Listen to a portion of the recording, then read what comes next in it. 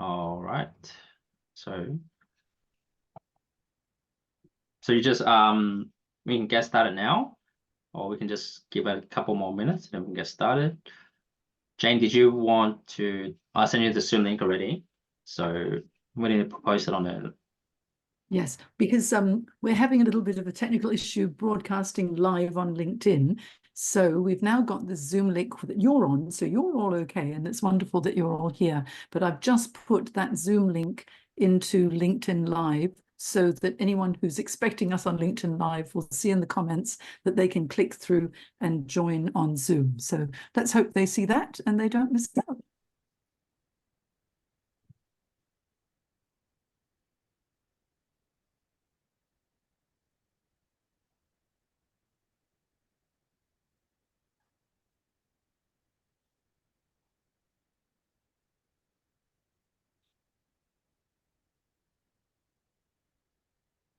All right, so I just put it on the LinkedIn event on and I gave the Zoom link to everyone.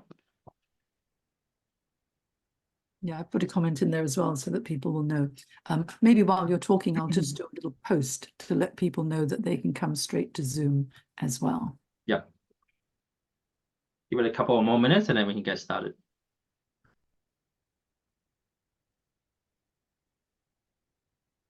Whilst we're waiting, for those who are already here, what I would love you guys to do is to type in the chat, how did you find out about this event?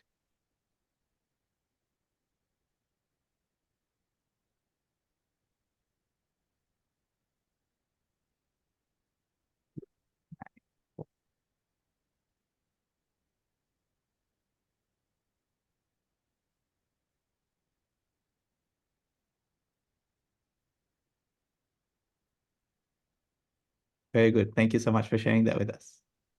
All right.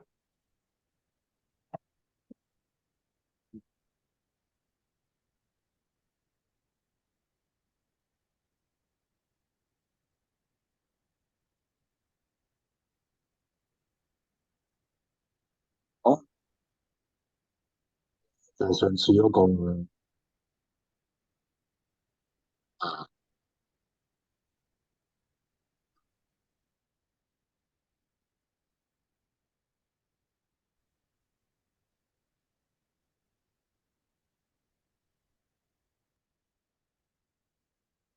Okay, well, you know, with so many lovely people here, you looked on Meetup. Okay, you found us there, which is great. And I guess you are now ready to really take control of your careers. Yes. What are you hoping to get out of today's session while we sort out a few tech issues?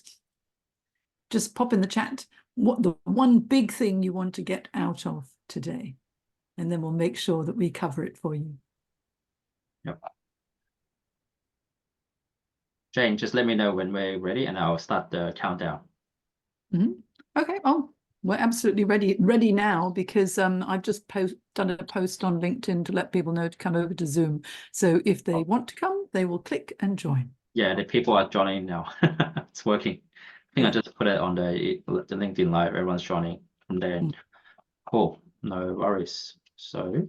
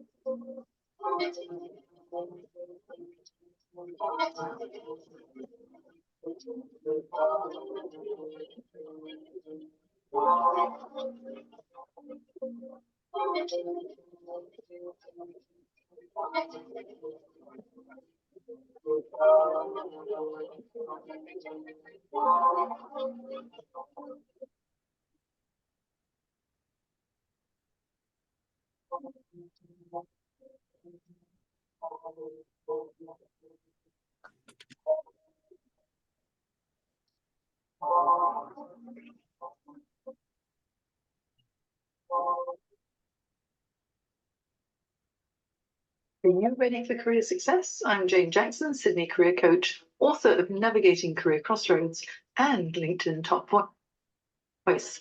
I'll help you to stand out in today's competitive job market. See you at the Career Summit on February the 1st. Hello, everyone. My name is Sam Lee, and I'm the founder of Clinical Confidence and a social skills coach. I'm so excited to be speaking along with other experts in the field on the 1st of February on the Ultimate Success Summit. What I'll be talking about is how you can, like a pro, that can set you up for success in your career, on your dream job. I look forward to seeing you there. Bye.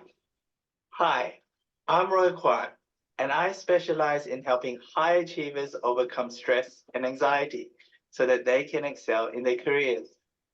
I'm super excited to be speaking at the Ultimate Success Summit, where I'll be sharing innovative mind hacks to overcome self-doubt so that you can reconnect with your inner natural confidence. Hi, I'm Adrienne McLean from the Speakers Practice, and I'm so excited to be speaking at the Ultimate Success Summit on the 1st of February. I'll be speaking on engaging with professionals and how to create a captivating presentation. Join us. Hey there, my name is Gunnar. I'm a social media consultant helping professionals to advance their business agenda, especially on LinkedIn. And I'm super excited to speak at the Ultimate Success Summit about social selling for job seekers so that they can utilize modern social selling techniques far beyond just using LinkedIn to apply for jobs. Looking forward to seeing you there. All right, everyone. So welcome to the Career Summit. My name is Sam Lee, and I'll be your MC and host today. Thanks for joining today. We just had a little bit of technical difficulty. But yeah, we're still here live on Zoom, which is good. So I just want to ask a question. I just want to ask you guys a question. So where in the world are you now? Please type in the chat box. Where are you at the moment? Are you in Sydney? Are you in Australia? Or are you in other overseas? Please type in the chat box. Sydney, Zurich, Newcastle, Sydney, yeah, sounds great. Cool, Sydney, Central Coast. Nice. We have someone from overseas, which is good. But the majority, it looks like they're all in Sydney, which is good. All right, so yeah, I welcome you all to the Career Summit, and I hope you get something out of from today, because we have a good lineup of speakers with the expertise in their field, and we're gonna give you a lot of hints and tips on how you can thrive on in your career. So rest assured. And if you have any questions, feel free to type in the chat box, and each of the speakers will be happy to answer any questions you may have. So let's get started. So the first speaker that's going to speak now is Roy Kwan, and I'm going to share a little bit about him first. So Roy Kwan, a distinguished professional with a background in mechatronics engineering and computer science, earned his bachelor's degree from New South Wales in 2008.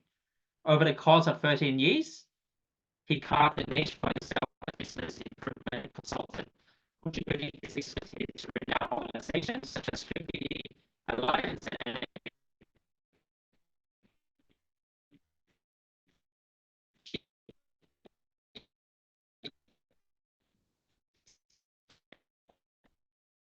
Yeah. Lean Six process improvement methodology. Oops. Yep. Methodology. Driven by a newfound passion for personal development, Roy delved into diverse disciplines such as NLP, timeline therapy, hypnotherapy, life coaching, public speaking, coaching, entrepreneur coaching, business coaching, wealth coaching, health coaching, and relationship coaching 5 years ago. This comprehensive exploration led him to transition from his corporate career to dedicating himself fully to his business consulting and mindset coaching venture 2 years ago. Now Roy is prepared to share insights on the theme Pressure to Succeed in a captivating 30-minute presentation. So without any further ado, I'm going to pass it on to Roy, who is going to talk now. Thank you. Thank you, Sam, for the introduction, and hello, everyone. I am super excited to be presenting on the topic, pressure to succeed. And I'm going to start with a story, a crazy story. So I've been married 10 years now. And so 10 years ago, well, 11 years ago, I took my wife-to-be, my girlfriend at the time, to a date. And we went to Bicentennial Park in Sydney. And I had this spontaneous idea to rent a tandem bike, a bicycle with 2 seats. And I remember queuing up at the bike shop, and I turned to my girlfriend and I told her, I'm actually not good at riding a bicycle. And this other lady in front of us turned around and asked me, are you sure that's a good idea? How long have you been dating for? And so me being gung-ho, I went ahead and I rented this tandem bike. And I got on in the front and my wife-to-be at the back. And the first thing we did was we went down this steep hill. And as we were going down this steep hill, I noticed this big pole in front of us. And I was trying to decide, should I turn left or should I turn right? Should I turn left or right? Left or right, left or right, left or right, left or right. I crashed straight into the pole. And this was before I did any work on my mindset. And back then, on reflection, I had this critical voice in my mind, which would question every decision I would make, whether to turn left or whether to turn right. And I was so obsessed around not making mistakes, needing to get things perfect. For example, for one of my investment properties, I got a handyman to install a television on the wall. And I'll spend the whole day feeling bad about myself because I'll think, oh no, the TV is too high. And now it's too much hassle to get the handyman back in to bring it lower. And the holes have already been drilled. And I'll spend the whole day just really regretting not getting things perfect. And it wasn't until my own mindset coach pointed out to me that this critical voice in my mind didn't belong to me. Did I realize that it belonged to my mom? And when I was able to switch off that voice, it made everything so much easier. At work, I was able to get projects completed so much faster because I wasn't afraid of making mistakes. And I was able to swap these critical thoughts with empowering positive thoughts that I can do whatever I set my mind to.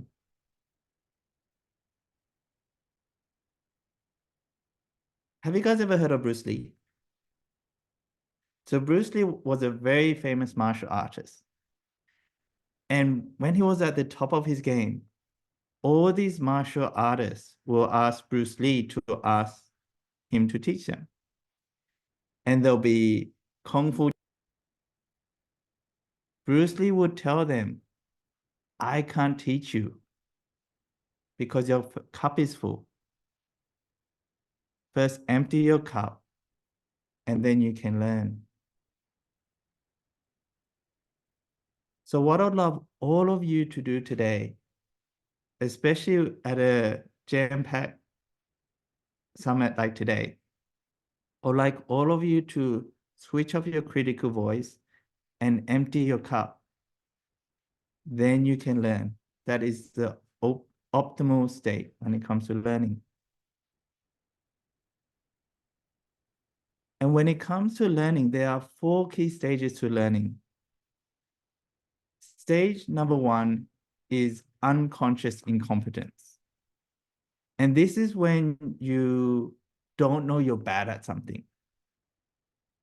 And so back in the day, I used to work as a lead business improvement consultant. And one of the areas which I didn't know I was bad at was my ability to read and influence people.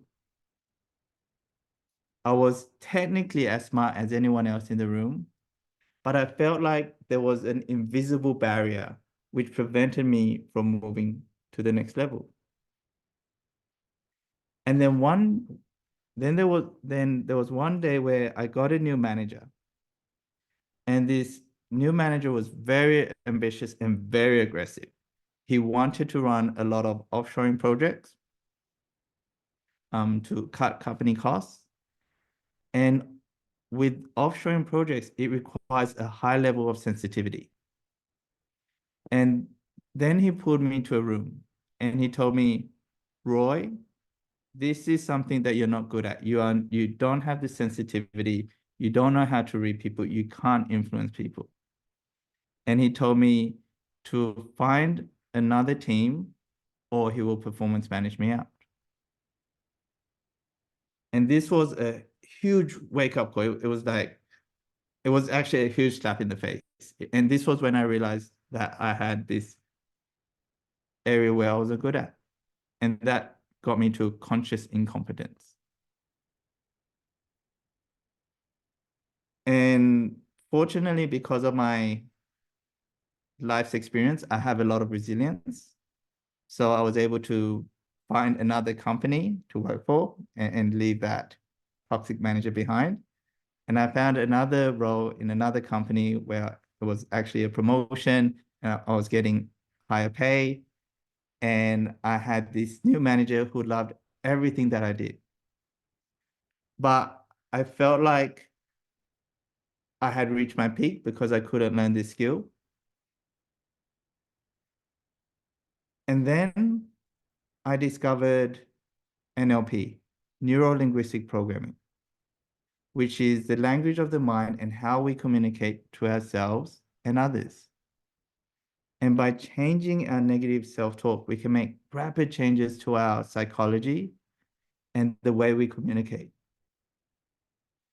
And so by studying neuro-linguistic programming, one of the first things we learn is reading body language and being present. And so that made me move up to the next level, which is conscious competence. Conscious competence is where you consciously put in effort to apply and be good at something. And then the ultimate level is level 4, which is unconscious competence, which is where you don't even have to put any effort and you're good at something.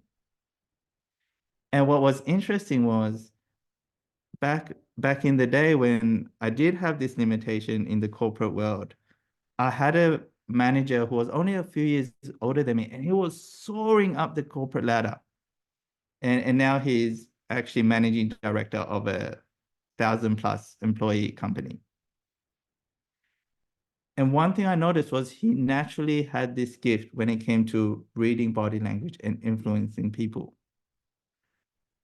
But what was interesting was because it was so unconscious for him and he was so naturally good at it, he wasn't able to teach me. And it was only because I went through these 4 levels of learning has this enabled me to coach others in these areas.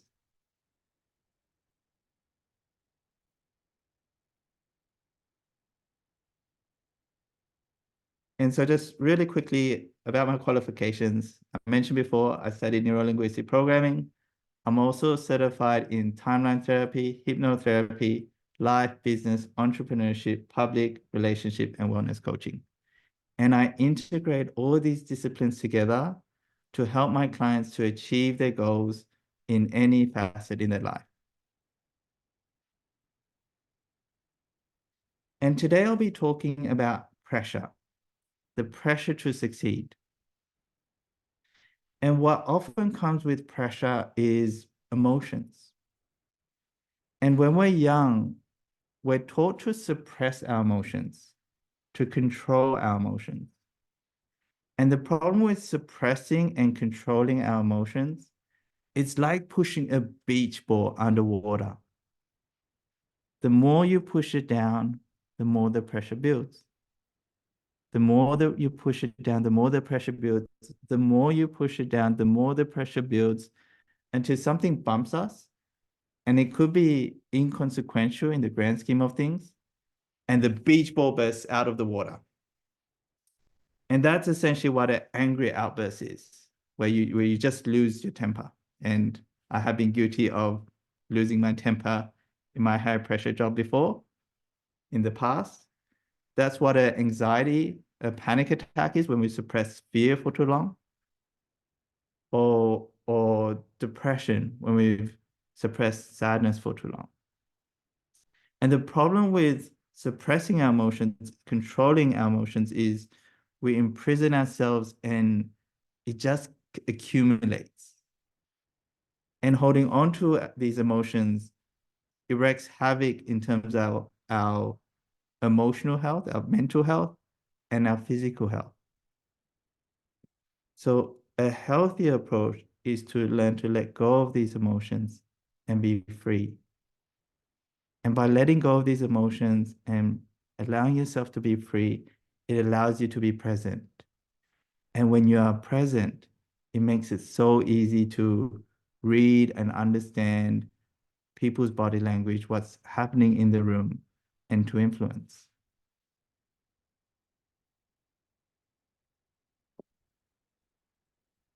So what I'd love all of you to do is to get a pen and paper and answer these questions for yourself and just write it down and do some self-reflection.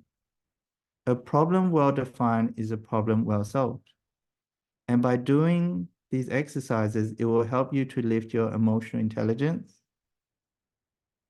which is crucial when it comes to influencing people and influencing yourself. So the first question I'd like you to ask yourself is, what triggers you? What triggers you emotionally? And the next question is, what are the negative thought patterns around this? What is happening beneath the surface? How does your body physically tell you that you are being triggered? What are your anxious actions?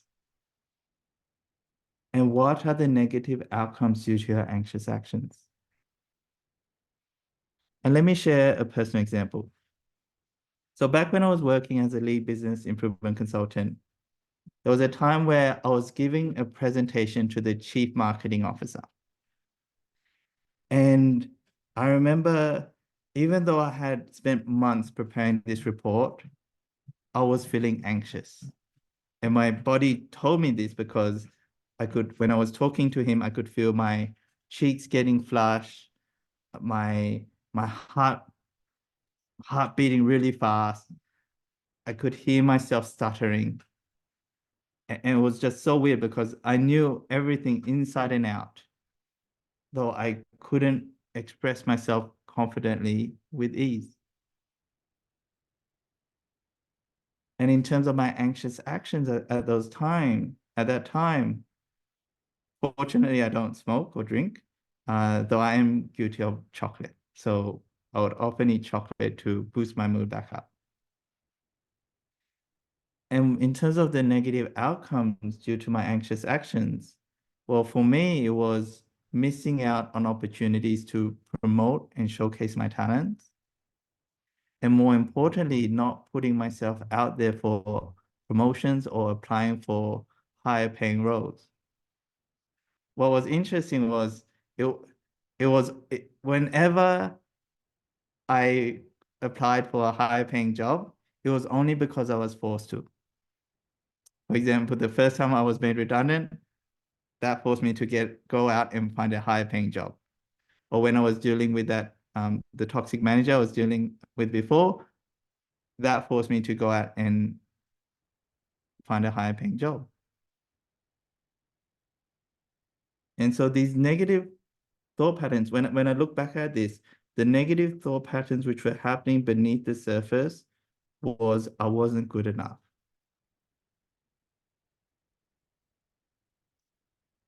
And now after you've looked at the answers that you've just written down for these questions, what triggers you? What are the negative thought patterns around this? How does your body physically tell you that you are triggered? What are your anxious actions and what are the negative outcomes due to the anxious actions? I would like you to ask yourself this question. And I'd like you to imagine this scenario. Imagine a young child coming to you with similar challenges. What would you tell them? Imagine a young child coming to you with similar challenges. What would you tell them? What positive words of affirmation, what support and encouragement would you tell them? And what I would love you to do is to type your answers in the chat.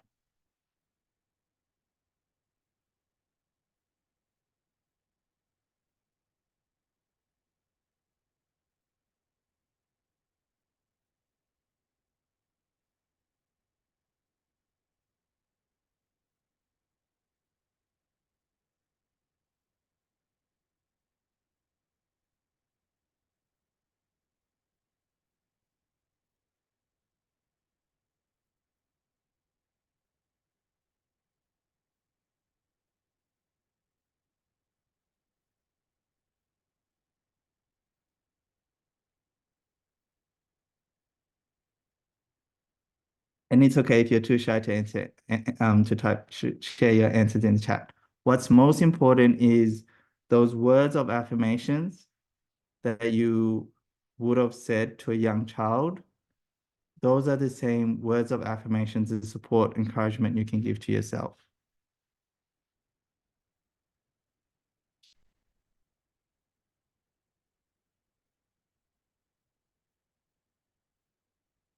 And when it comes to a lack of confidence, especially when it comes to career and the success that you want to achieve,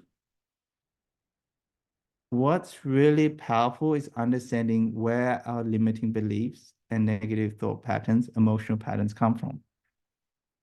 And this is where understanding the Macy's development period is very handy. So more often than not, our limiting beliefs and negative emotional patterns come from our childhood, especially between the ages of 0 to 7. When we're that young, we don't have any emotional filters. We don't have a critical factor.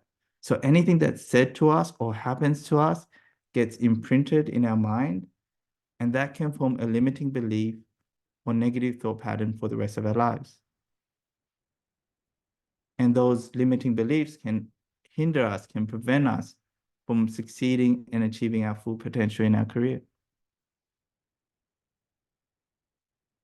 The next period is the modeling period, and that's 7 to 14. This is where we start having heroes and we have people we idolize, and we both accept and model really great behaviors and reject behaviors from previous models.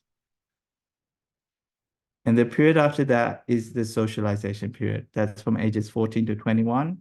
And this is when the critical factor is fully formed. This is where we become the know-it-all, the rebellious teenager. And the reason why we have the critical factor is it's there for protection as we go out into the greater environment.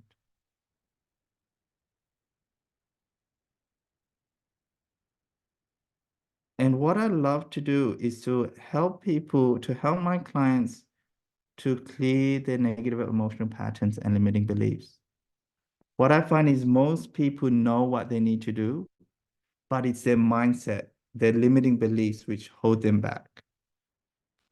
And when it comes to negative emotions, the 5 key negative emotions that we have from the past are anger, sadness, fear, hurt, and guilt. And in terms of limiting beliefs, the common ones I come across are, I'm not good enough, I can't do this, I need to be perfect, I'm an imposter. And these are all rooted in the past. Anxiety, on the other hand, is different from the other emotions. Anxiety is future-based. Anxiety comes from obsessing, focusing on the worst case scenario all of the time.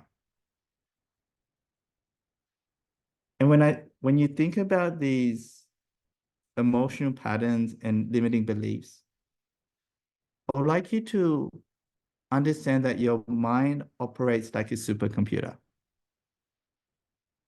And when you're running all these programs, all these viruses, when there's errors and corruptions in the code, the computer lags, the computer slows down, the computer crashes. And you're not performing at your peak ability. And so what I love to do is to help my clients to clear all these limiting beliefs from the past and to reconnect with their natural confidence. So you think of a child, like especially a baby or a toddler, they naturally have confidence. They naturally have a sense of curiosity and adventure. Imagine if you applied that mentality to your career. Though what happens is, as children, we take on limiting patterns, and that hinders our confidence. We lose our confidence. And so when we're able to clear all these external programming, it's like doing a reboot of the computer. We start operating faster, we start operating at a faster level, and we can maximize our potential.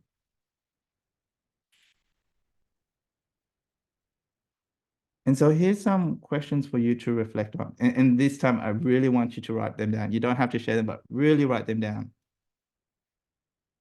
What prevents you from achieving your career ambitions? What prevents you from achieving your career ambitions? A problem well defined is a problem half solved. And so what is it that prevents you from achieving your ambitions?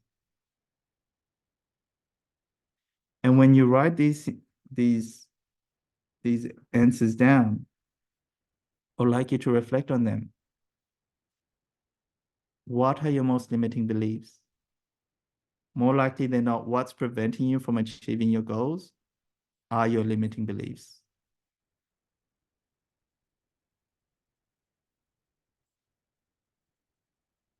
And what are your parents' limiting beliefs? And what you'd more likely find is, as we're young, we naturally adopt our parents' beliefs. In some way, our parents' beliefs can be empowering and can achieve us to a certain level of success. But at the same time, it can be disempowering because some ways of thinking can only take us so far. So for example, perfectionism is great when it comes to schooling. But the problem with perfectionism is it prevents us from giving ourselves permission to make mistakes. We learn that rejection is a bad thing. And that's probably one of the most powerful things to unlearn from school. Rejection is a bad thing, mistakes is a bad thing. And you think about the school grading system, 50% is a pass, 100% is perfect. 50% is a pass, 100% is perfect. But in real life, that's not always possible. If you applied for 20 jobs and you got one offer, that's a success. But if you apply the old school mentality, that's less than 50%. That's not even close to 100%. I've been rejected 19 times. What am I doing? But in reality, all you need is the one.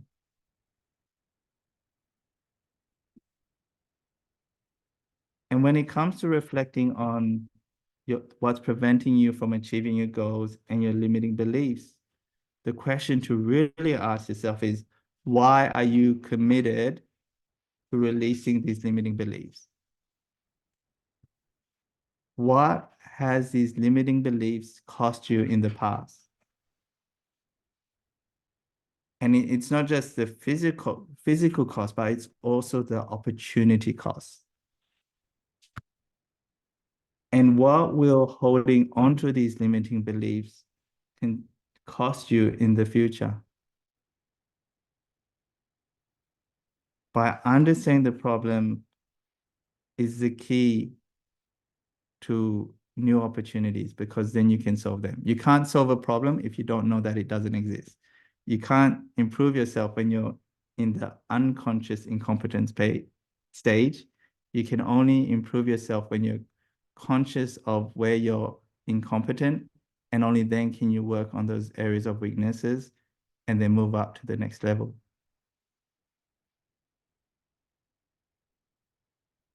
And so when it comes to releasing negative emotional patterns and limiting beliefs, there are quite a few processes I use to help people to achieve this.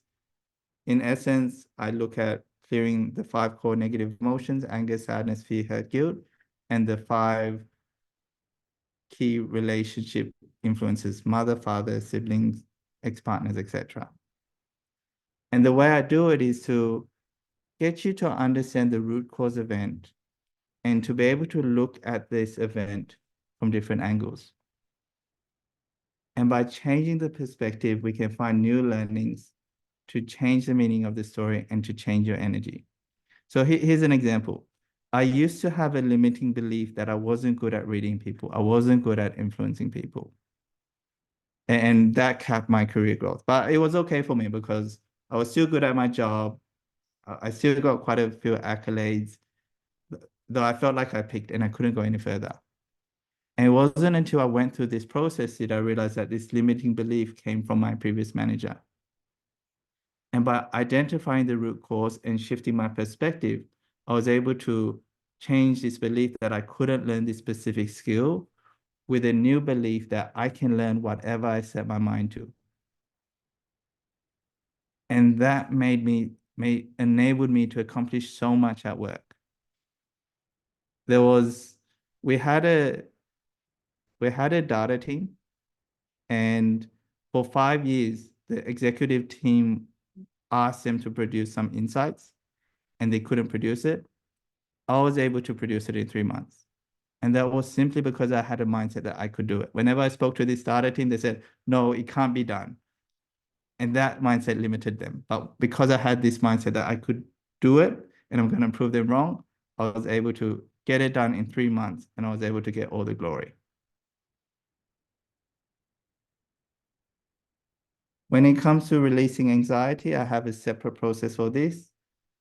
And the trick is to enable yourself to look at yourself after the event that you're most anxious at and look back towards now. And here are some of my client testimonials. So the first one's from Omar. Roy is amazing at helping uncover limiting beliefs and working through any root causes of trauma and really understanding them, seeing them from space and letting them go. Highly recommend for anyone needing to grow and to let go of stuff holding them back from self-actualizing. Another from Maxine. Working with Roy has really transformed my thinking around money and wealth.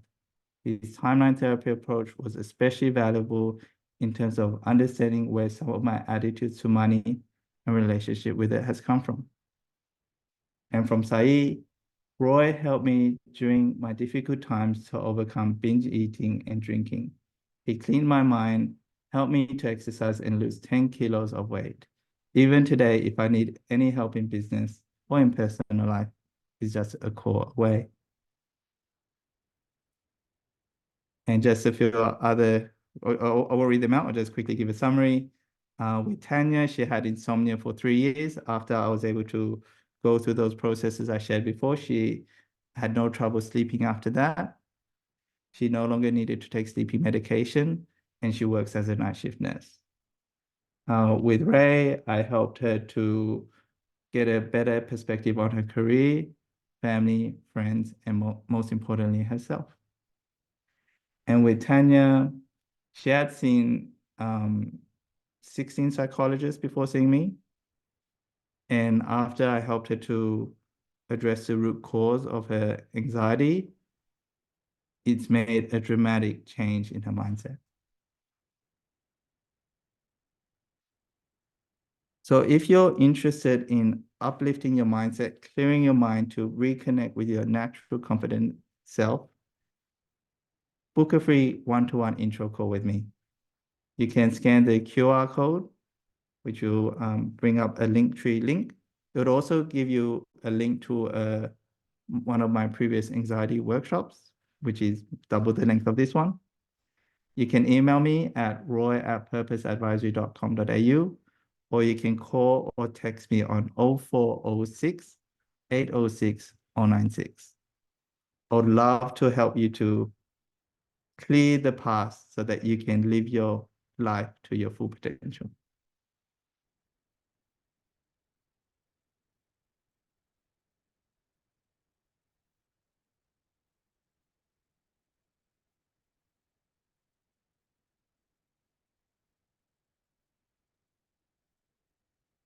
Awesome. So at the end of all of the speakers today, we'll have a group Q&A. Though if anyone has a question, feel free to drop one in the chat right now, and I'll answer the first one which comes up. Otherwise, you can hold your questions for at the end of all the presentations.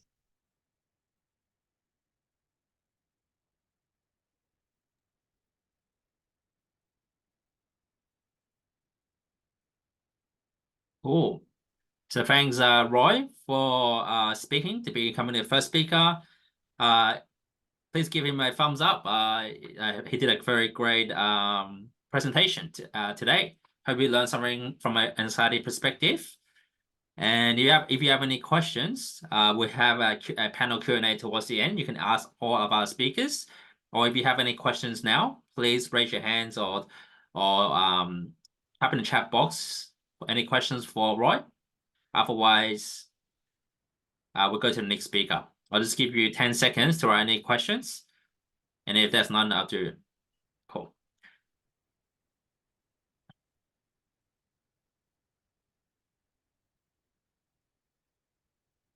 All right, cool. So Roy, thanks, appreciate it, Roy. So the next speaker I'm going to put on is Jane Jackson. Jane Jackson is a Sydney-based career coach, author of bestseller, Navigating Career Crossroads, LinkedIn Top Voice, and host of Your Career podcast. Jane supports her clients through the emotional roller coaster of career change. Awarded Excellence in Practice by the Career Development Association of Australia for her outstanding contributions to career transition and development. Jane is the founder of the Career Success Program, a membership program providing professional career support to help you take control of your career. Jane has been featured on Sky News Business, Sunrise on Channel 7, was a guest judge on Beauty and the Geek on Channel 9, and has been interviewed by the ABC Radio, featured in the Sydney Morning Herald, Australian Financial Review, Body Plus Soul, Cosmopolitan, Sick and Health Post. And last but not least, Jane has a very special offer for participants of this Career Success Summit, and looks forward to supporting you to gain career clarity for your career success. So let's have Jane Jackson to speak now. Thank you. Yep, just unmute yourself.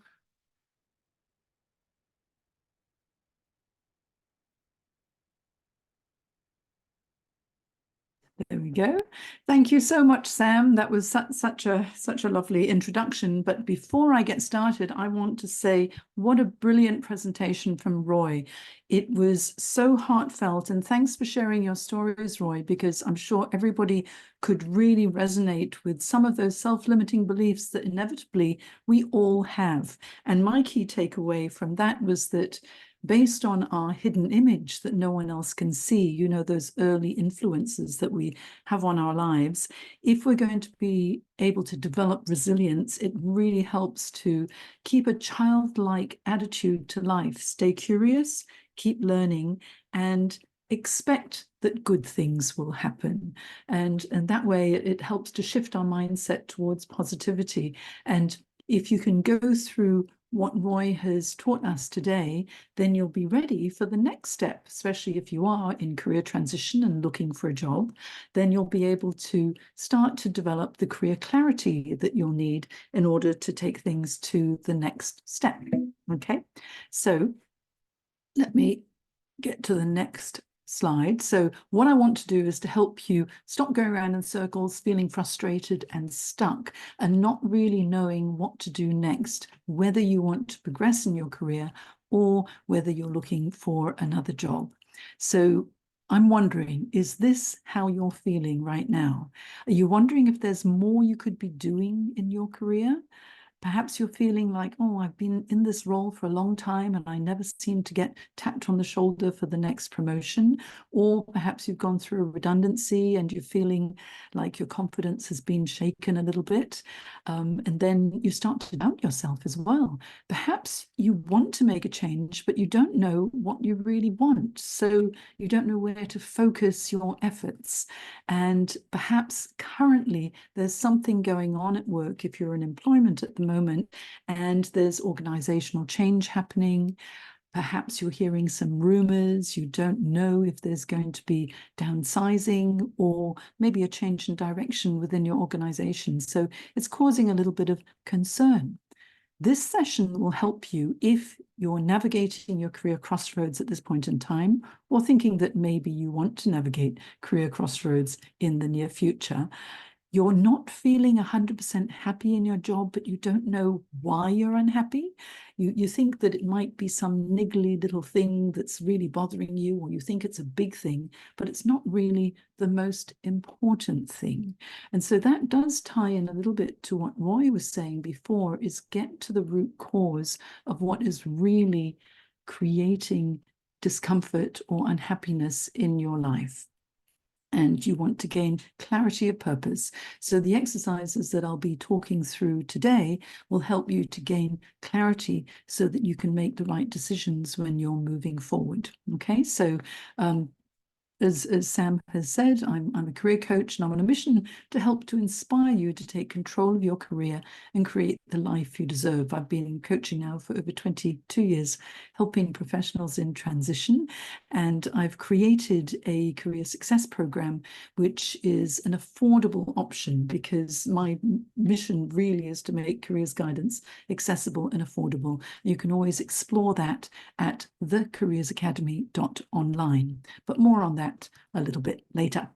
Okay, so what you're going to learn in this session is how to get really clear on what's most important to you in your life and also in your career, because I always coach holistically. Your career is only one aspect of your life, an important aspect, because we spend more than 90,000 hours in our lifetime at work. So really, we'd like it to be a happy experience, wouldn't we? But you need to think about other aspects of your life and are they in alignment as well.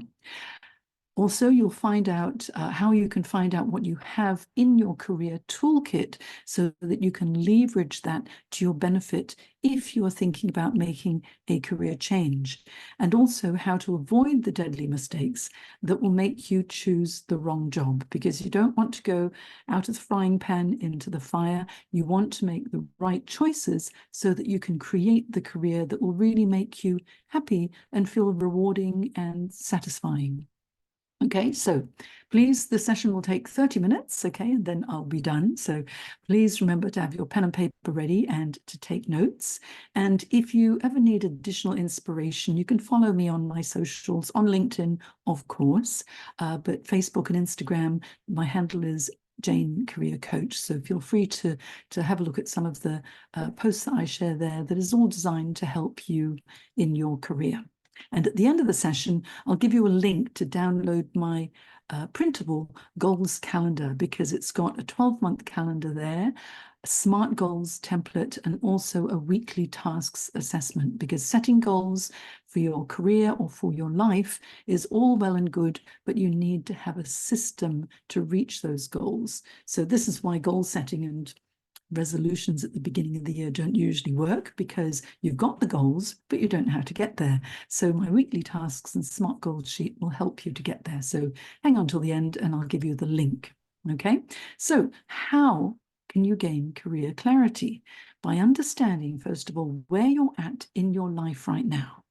And then by identifying what you are tolerating in your life that honestly is not acceptable. You know, we tolerate so many things in our lives and we think, oh, it's okay.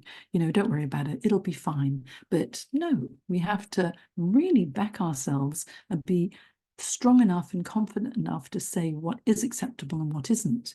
Also, you need to discover what your personal and career values are in order to be clear as to what really drives you. And then identify what's satisfying in your life and what's not satisfying, what's satisfying in your career and what's not satisfying. Then to actually land that next job, you'll need to highlight your transferable skills and not just the skills that you're highly competent in. You need to identify the skills that you enjoy using and then create your mission statement, which then in turn becomes your legacy. So that's the what you need to know in order to gain career clarity. Next, I'm going to be telling you how you can do that, okay? So first things first, your life inventory. I'd mentioned that our lives, our careers are one small part of our lives, okay? But it feels like the big part because so often our life, our identity is all tied up in the job title or the company that you work with. And no, there's a lot of other things that are important as well. And let me tell you what they are. So first of all, your career, yes, it's important. You need to take stock of where you're at in your career right now. Are you at the level that you aspire to? Have you reached that yet? If you haven't reached it, how many more steps do you think before you will actually reach that perfect place of, oh, career success? And I wonder, how would you define career success as well? You need to think about, within my career, do I have a mentor? Do I have a guide? Do I enjoy the team that I'm working in? Does this industry really inspire me or not? Does my job function inspire me? Does my manager inspire me? There are so many things for you to think about in your career.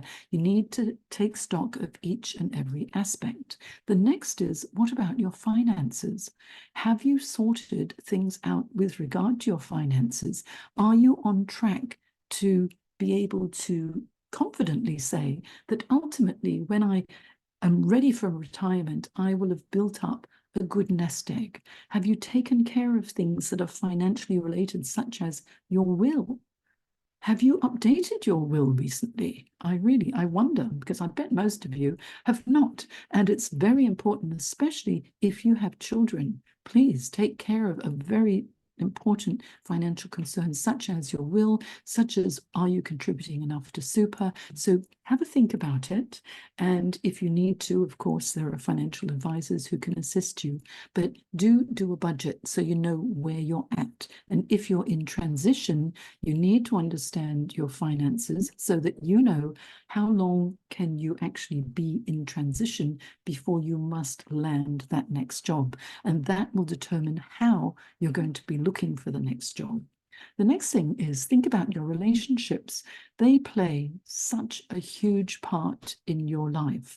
And if you don't have relationships where there are people that you can turn to when you have a bit of a wobble, or you just need to have someone to talk to, it's so important to, excuse me, be able to reach out to your family and your friends.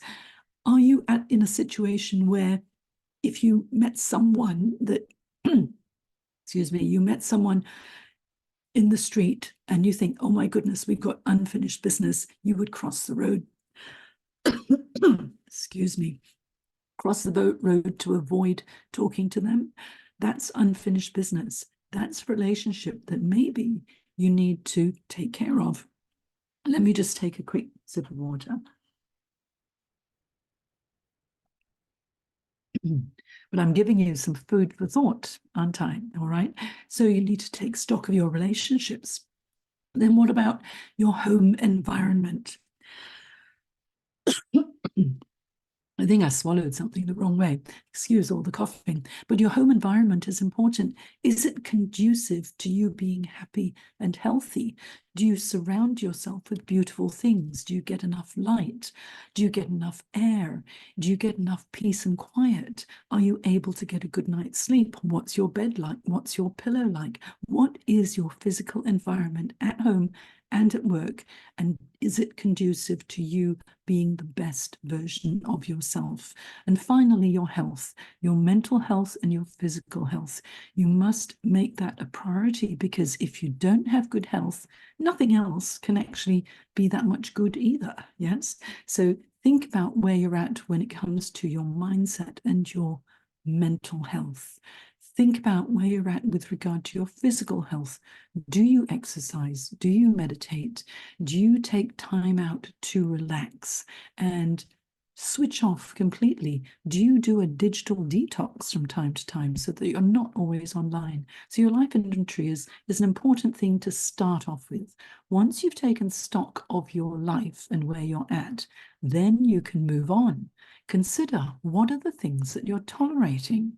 This image shows a lady who is tolerating an awful lot, and she doesn't look very pleased, does she? What are you putting up with? Are you putting up with bad behavior from others because you're afraid of speaking out? Are you putting up with situations or equipment or your career or whatever it might be that isn't working for you, and you're simply not doing anything about it because, oh, I can't change it. What can I do? Is that the sort of self-talk you're giving yourself? Is there any unfinished business that you're tolerating, but it's just bothering you a little bit and you need to do something about it? Are your needs not met? Are you letting people cross your boundaries as well? You know, tolerations are like, let me give you an analogy. It's like if you're walking down a corridor and everything's fine, you just go from A to B, okay? So you walk down the corridor and you get to where you want to go. But if there's a fluorescent light that's about to blow and it's flickering, when you're walking down that corridor to get to where you want to go, your attention is distracted and you look up at that flickering light and you think, oh, that's annoying. Someone should do something about it. And then you get to where you go, you can still do it, but then on the way back, the light's still flickering and you think, oh, someone needs to do something about that. And it's a bit irritating, it's distracted you, but then you still get back to where you were initially. Now, you can live life like that, but it's very irritating, isn't it? If rather than thinking someone needs to fix it for me, why not go buy a new fluorescent light bulb, get a ladder, change the bulb, so that the light works, so that you can go from A to B without being distracted and feeling perfectly comfortable. That's the beauty of identifying your tolerations, so you can decide, am I going to do something about it or not? Okay, so think about your own behavior as well.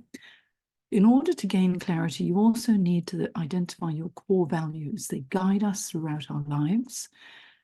Identify what's most important to you to stay true to yourself, okay? Because sometimes our values are driven by the people that we surround ourselves with, or the way that we've been brought up and the influences we've had as a child as well. So I'd like you to take time to identify what are the top driving values. Identify the top 5. I'm sure you've got 20 or 30 values that are important to you, but identify the top 5 and then rank them in order of importance and ask yourself, are these values being met where I am right now? How important is each value? Because when you prioritize your values, you're able to see which is value number 1. And if that's not met in your personal or private life, oh my goodness, your personal or professional life, my goodness, that's going to be very dissatisfying. And that's what makes you feel, sometimes, you know, when life's all okay, you know, family's okay, money's okay, jobs okay, everything's okay, but still something's a little bit missing. Have you ever felt that? It's usually because you are compromising one of your top values that are important to you. So you need to acknowledge which values are not being met and make values-based decisions. What you're going to do next, is it going to take you away from fulfilling your values, or is it going to allow you to stay true to your values? If you make your decisions this way, it makes it so much easier, because you'll know, if I say yes to this, am I fulfilling my values or am I compromising them? That way, you never need to make the wrong decision ever again, okay? Or if you decide to compromise your values, you're doing it because of a certain reason, and you know it's temporary, okay? Next thing is you need to identify what satisfies you at work. What are the elements of a job that are satisfying? Why are they satisfying? What's good about the work environment that you would enjoy? Do you like being outdoors, indoors? Do you want to be in a high rise? Would you rather be in an old colonial building? Would you like, you know, to have music playing all the time when you work? Just think about what makes you happy. And what about the form of employment and flexibility? After COVID, everyone wants flexibility, but maybe you want to work part-time or full-time. Maybe you want to have a commute to work and be on the train because you get lots of work done when you're on the train. Maybe you want a short commute because you don't like commuting. You need to think about all of that. What type of job function is satisfying for you, and what is the team environment that's going to make you feel most productive and happiest as well? And finally, what are your personal preferences? What makes you happy? What doesn't make you happy? Okay. Then your preferred skills. In order to market yourself into a new role, you need to know what you've got to offer. This is your toolkit, yes? So what can you do? What skills are you very, very good at? High competence. Which are the skills that you really enjoy using? Now, if you have very high competence in a certain skill, but you don't like doing it, but you do it a lot because you keep getting given more work in that area because you're the go-to person, you know, you're going to end up feeling very burnt out. So it's much better to focus on the skills that you are good at, but that you love using. So if you're looking for a job, make sure you highlight those transferable skills. If there's something that you love and you're not that good at it, how are you going to improve? Okay, what would you love to develop? What is the new thing that you might want to learn as well? You know how AI and ChatGPT is affecting the job search and everybody's roles right now. Perhaps it would be a good idea now to get up to speed with this new technology and new methodologies that are so important to people. Yes? And finally, for clarity, you need to think about your mission statement. How would you describe yourself? What brings you joy? Honestly, you know, for myself, I only do things if it's fun, whether it's work or anything in my personal life. If it's fun, I'll enjoy it and I will want to do it. And for me, working as a career coach is fun. It brings me joy because it fulfills my career anchor, which is dedication to a cause or service, making a positive difference in someone's life. Are you fulfilling what's important to you that will bring you joy? You need to acknowledge what frustrates you as well. Of course, we're all going to get frustrated at times. It's okay, but let's acknowledge it, do something about it, or let it go. You also need to understand how you're perceived by others. When you walk in the room, what do people see? What do people think? How do you present yourself? And then I want you to identify the legacy that you want to leave. As a result of you being on this earth, what do you hope to have achieved? Okay? What's the impact that you want to make in this world? What's the dent you want to make in the universe? When you understand what it is that you want ultimately, then you can reverse engineer your career. Okay, I cover all of this in my Career Clarity Pack, and I use this to guide my clients whenever we start working together. And the exercises that I guide them through helps them to identify step by step what really makes them tick. And as part of my Career Success Program, all members get immediate access to these assessments. Plus, within the Career Success Program, I have online courses on resumes, cover letters, LinkedIn, personal branding, stress management, business building, all those online courses, many, many webinars as well.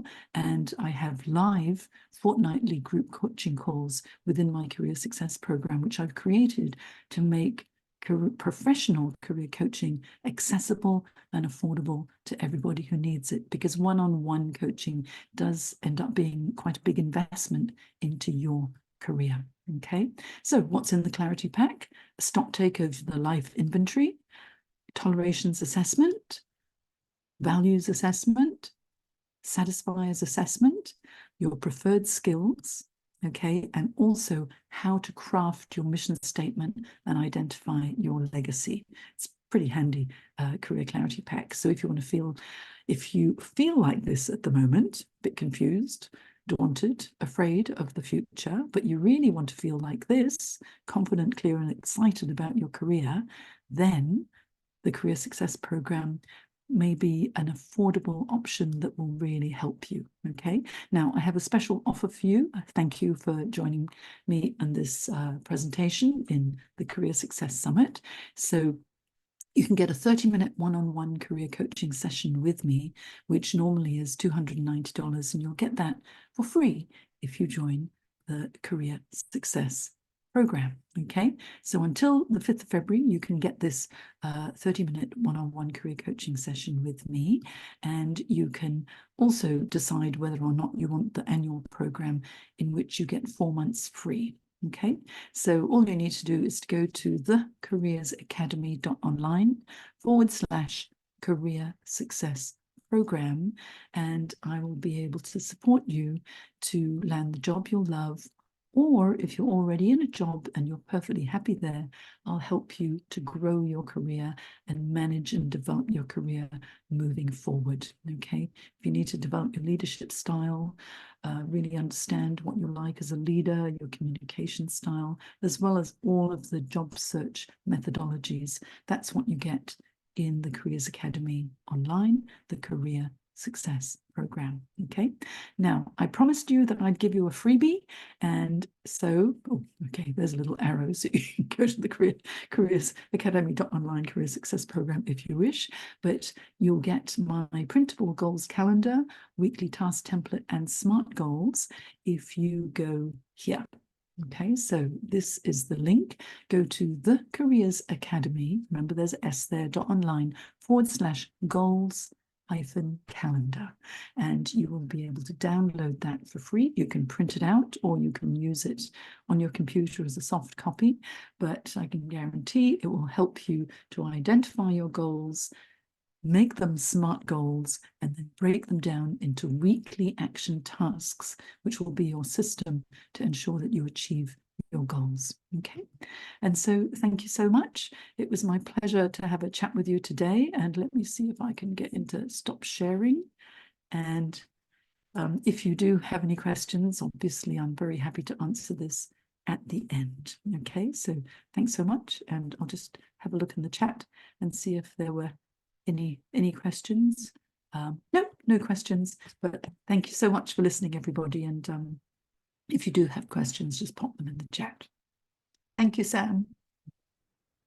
Thanks, Jane, for the great presentation. Learn a lot from that as well. Okay, everyone, just give me like a thumbs up for a great presentation that Jane did. Yeah, I appreciate it. And if you have any questions, please type in the chat box so Jane can answer. Or towards the end, like I said before, we will have a panel, and then you can ask her some questions if you want to ask further questions as well. So yeah, the next thing that we're going to do now is we're going to take a group photo with everyone. So if everyone can show their screens, this is just for social purposes for the next summit as well. So if everyone can show their screens, and then I can take a photo of us, then we can go to the next speaker, if that's possible. So if everyone can, don't be shy. Everyone's here to learn and have fun. Yeah, and just we're gonna share the screen, and then yeah, and then we can go to the next speaker. So I'm gonna take a photo. If you can show the screen, otherwise Turn on your cameras. Turn on your camera. Yeah, I'm gonna take it in 5 seconds. 5, 4, 3, 2, 1. Cool, nice. Wonderful. And thank you, Jane, for such a valuable presentation. And I'm super excited to introduce the next speaker, the wonderful, the amazing Sam Lee. And Sam is the founder of Connect with Confidence. He helps people discover and power up their social skills so that they can be comfortable in any situation they find themselves in. He started his career in sales, working in corporate and real estate sectors. And then after a few years as the top performing salesperson, he realized that he had a bigger message to share. In that moment, he decided to follow his passions for event planning and socializing. This soon led him to mentoring, and particularly to helping those who struggle with making and developing deep and lasting connections. Since then, he has been helping so many people uncover their true potential. Sam has always found a deep sense of fulfillment through his social relationships, teaching others how to broaden their networks. And by teaching them how to broaden their networks has allowed them to spread this sense of fulfillment to others, adding to new depths and meaning to both his professional and social lives. He works predominantly with business owners and corporate professionals who struggle to be heard above all the extroverts out there. Sam's Connect with Confidence coaching program skills people up to feel confidence, even if underneath they are really quiet, shy, and introverted. Sam is offering free social skills assessment sessions valued at $198 exclusively for participants of this Career Success Summit. And he looks forward to supporting you to build your social skills effectively for career success. Over to you, Sam.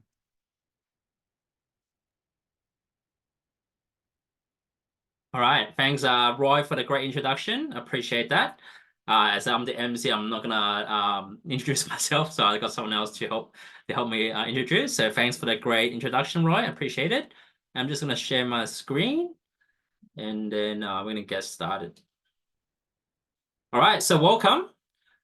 So today, what I'm gonna in this 30-minute session is how to build effective social skills for your career success.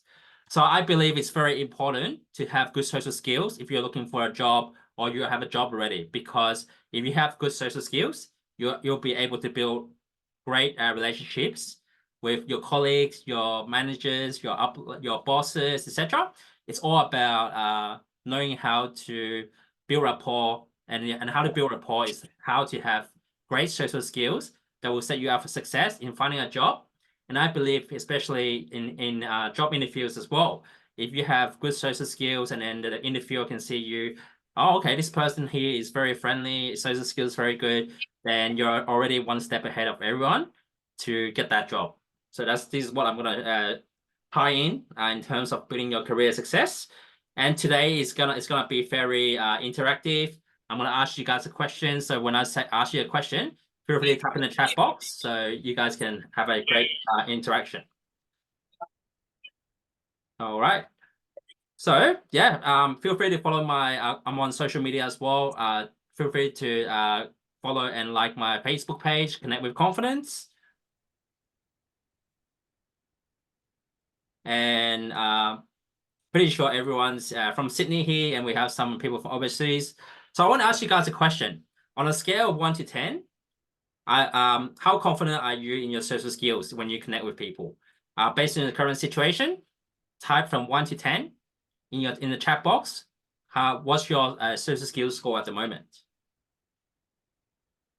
Okay, so we have 8. Wow, everyone's very high in terms of their social skills. I like that. 7, 9, 9, 7. Cool. No worries. Everyone's inputting, which is good. Everyone's on the high side, 70 and 7 and above, which is very good. But for those people that are lower, then you can probably learn something today. Or as well as if you have something, if your social skills are very high, then you can probably learn something as well. So let's keep going. So social skills, having good social skills is a transferable skill. So I can tell you that. So just by skilling up your social skills, you'll be able to connect with anyone and be able to build trust with them. And it's just like learning a new language. you can, it's just like learning a new language. Social skills can be learned as well. So yeah, so what is the social skills? So what is the impact of having confidence in your social skills? So this is what some of my clients say that about this that have gone through my social skills program. They say connecting with people is scary. They have low self-esteem when meeting new people. They just don't have the confidence in work. They feel nervous, shy, and introverted when it comes to meeting new people. They want to grow the network, but they're scared to connect with people. So where do I start? And without a network, it's not easy to get a job unless if you have a good network, people can refer you jobs, and that's another way of having a success in your career. So my goal for you today is to spend the next 30 minutes learning how to improve on a number you just wrote down.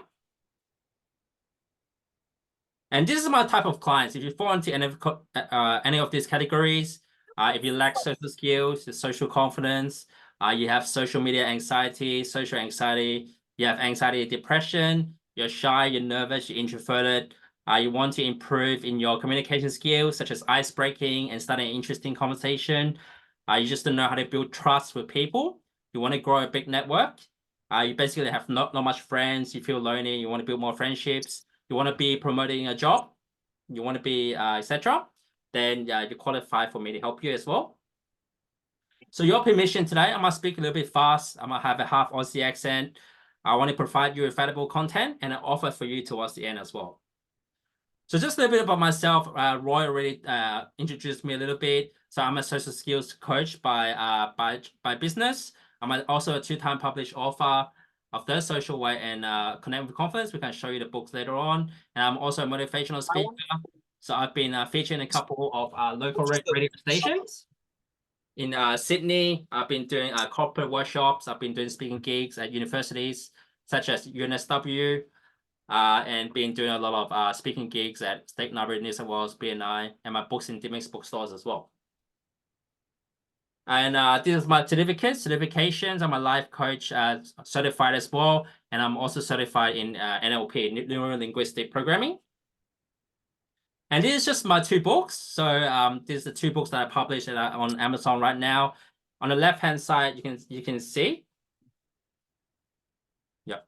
So on the left-hand side, The Social Way is my first book. And the reason why I wrote that book is because I was very shy.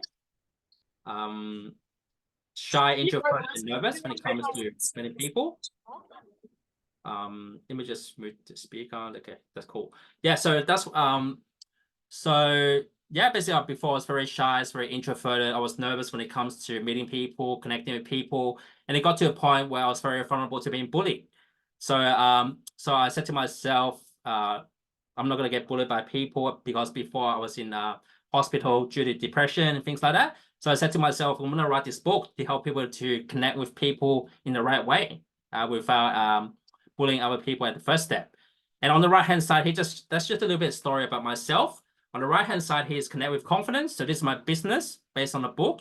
And I basically help people to professionally connect with people so they can build trust and win their trust. So you can get your dream job, or you can get more collaboration if you're doing business, etc. But in this career success, like I said before, if you have good social skills, that's what people look for if you want to get like promotion or actually get the job, nail the job interview as well. And my vision is basically to make the world a safer place to live in with ethical social skills. And my role here is I help corporate professionals with socializing difficulties to have social confidence and connect with anyone at any time. And so I want to ask you guys a question. What is the hardest part when connecting with people? Feel free to type in the chat box. What do you think is the hardest part when you meet people you haven't met before, especially in a job point of view? What is the hardest part? Feel free to type in the chat box. I'll give you a couple of seconds for that.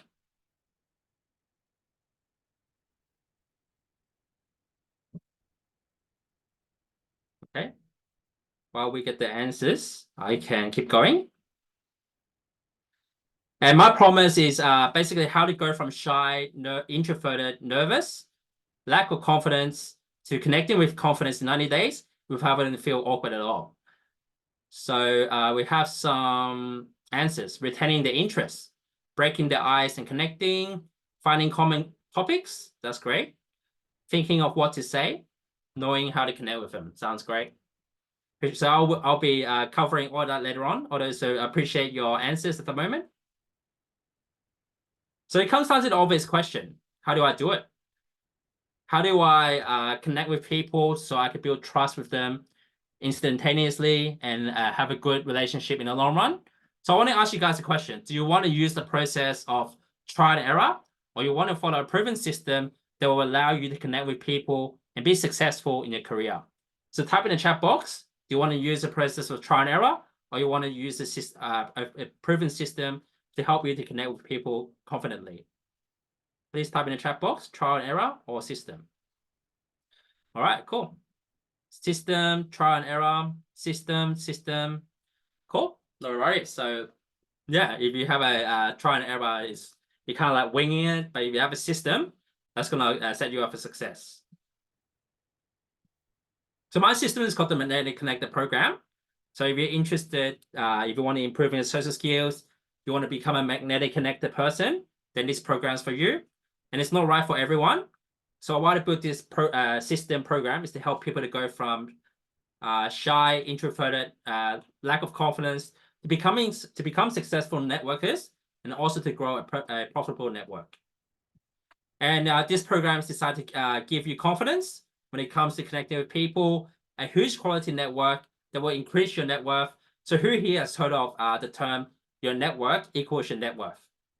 If you heard of that term before, type in the chat box yes.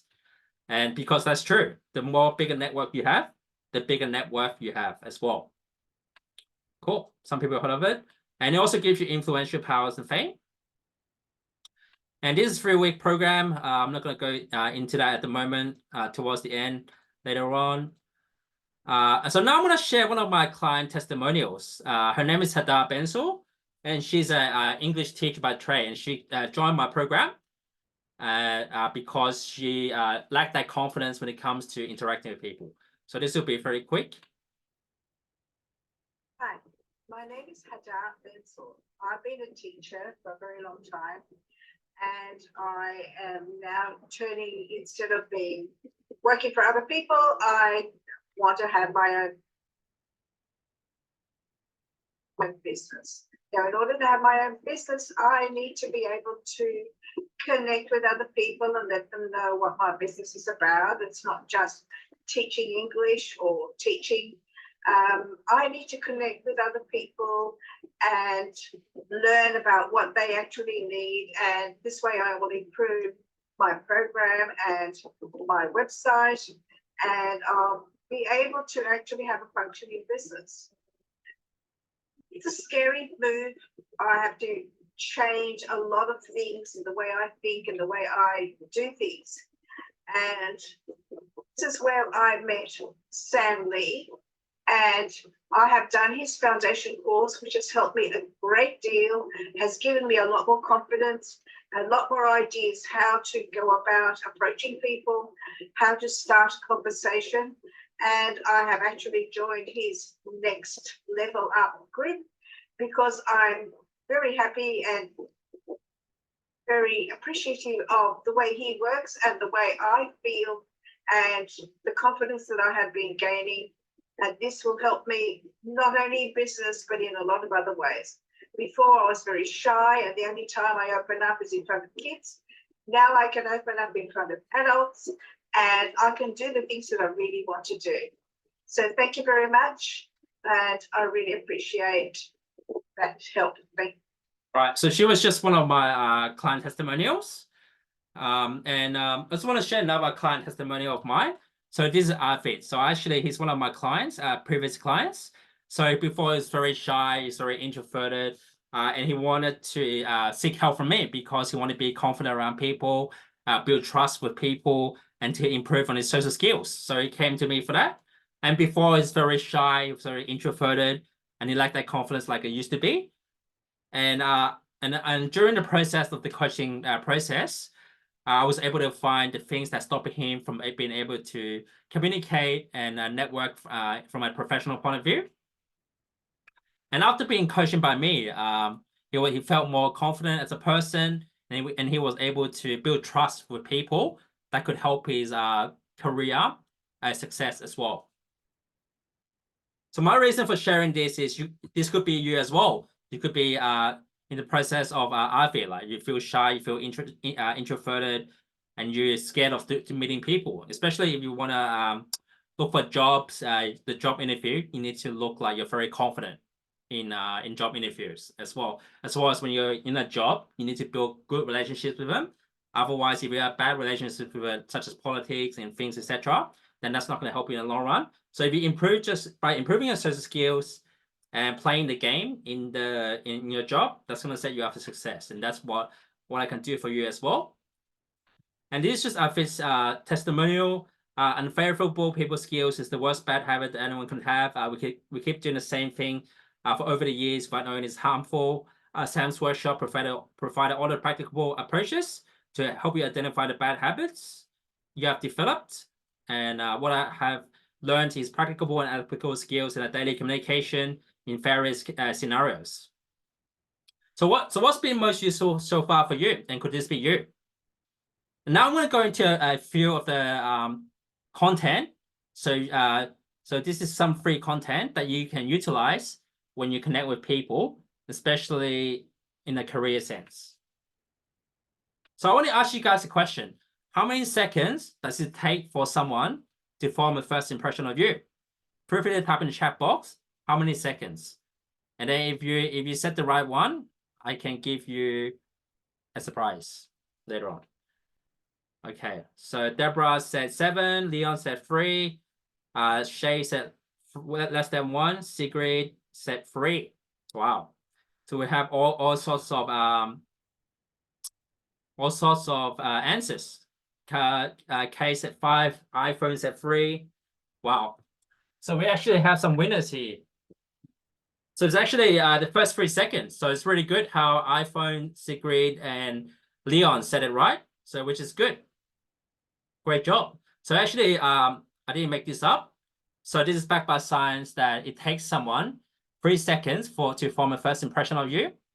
And this is backed by science as well. So the way you present yourself, the way you speak, the way you dress, the way your body language speaks volume in just 3 seconds. And that immediately can tell you what kind of person you are already. So here are the pros and cons of knowing how to greet people properly. If you know how to greet people properly, guess what? You make a positive impression. You know how to ice break. You have confidence, charisma, positivity, success, respect, and professionalism. But on the other hand, guess what? If you don't greet someone properly, you make a negative first impression, embarrassment, awkwardness, rejection, shy, nervous, turn off, and it's not professional.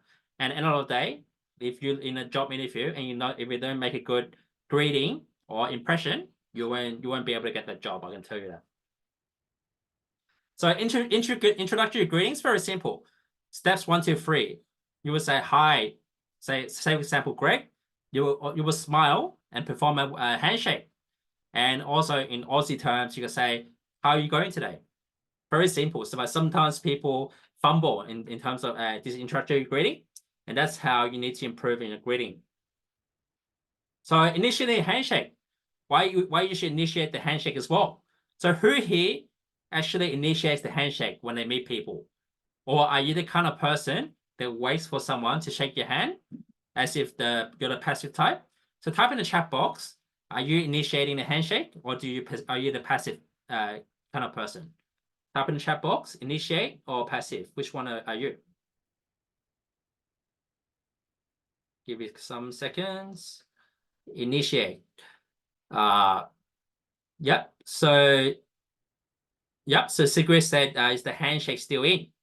Yes, of course. It's post-COVID now. Everyone's doing a handshake, but it's kind of like a disruption as well. So like in this, sometimes people do fist pumps, elbow knocks, etc. But let me tell you this, handshake is still very important. So initiate, handshake. What we do because of COVID, some people don't want to give handshake. So you can, iPhone, that question is a great question. If you don't want to do touching, give a handshake, you can just nod your head. Just give him some kind of recognition. then that's good. It's just kind of like mutual respect, that kind of thing. I hope that helps. So a lot of people said initiating handshake. That's good because it shows that you're willing to connect with the person. You're open, you're friendly, you're sincere and genuine. And normally when you go to a job interview, like for your career, the interviewers will automatically shake your hand to welcome you. But if you can initiate as well, it shows speaks volume about yourself as well. And the introductory handshake, it shows the handshake is like a language itself. It speaks volume about you.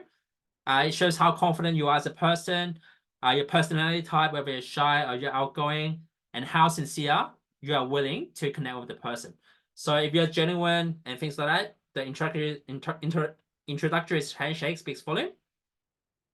And always perform a firm handshake. Some people, when they shake hands, it's either is soft, a good firm handshake, or a very hard squeezed handshake. So what I want to tell you, if you want to do a good one, do a firm handshake where it's not soft or very hard. If you put it in the middle, that projects a professional handshake, if that makes sense. And make sure of your tonality is very important as well. Your tonality, make sure it's not very loud or it's not too soft. Make sure you have a medium level spectrum kind of voice, and that's music to people's ears. But if you shout, if you're soft, people can't hear you. But if you're loud, it feels that you're shouting at the person. So always have a good medium tone of voice. And if you need help with that, I can help you out as well. And make sure you smile. A smile goes a long way when you perform the introductory handshake. When you smile, that deneutralizes a lot of tensions. Makes you look friendly. Makes you feel a person that's more approachable. So when you're in a job, people look at you. If you're a very friendly person, or you're a person that's not friendly. So you take the pick. Do you rather be friendly or you rather be unfriendly? I'll let you be the judge of that.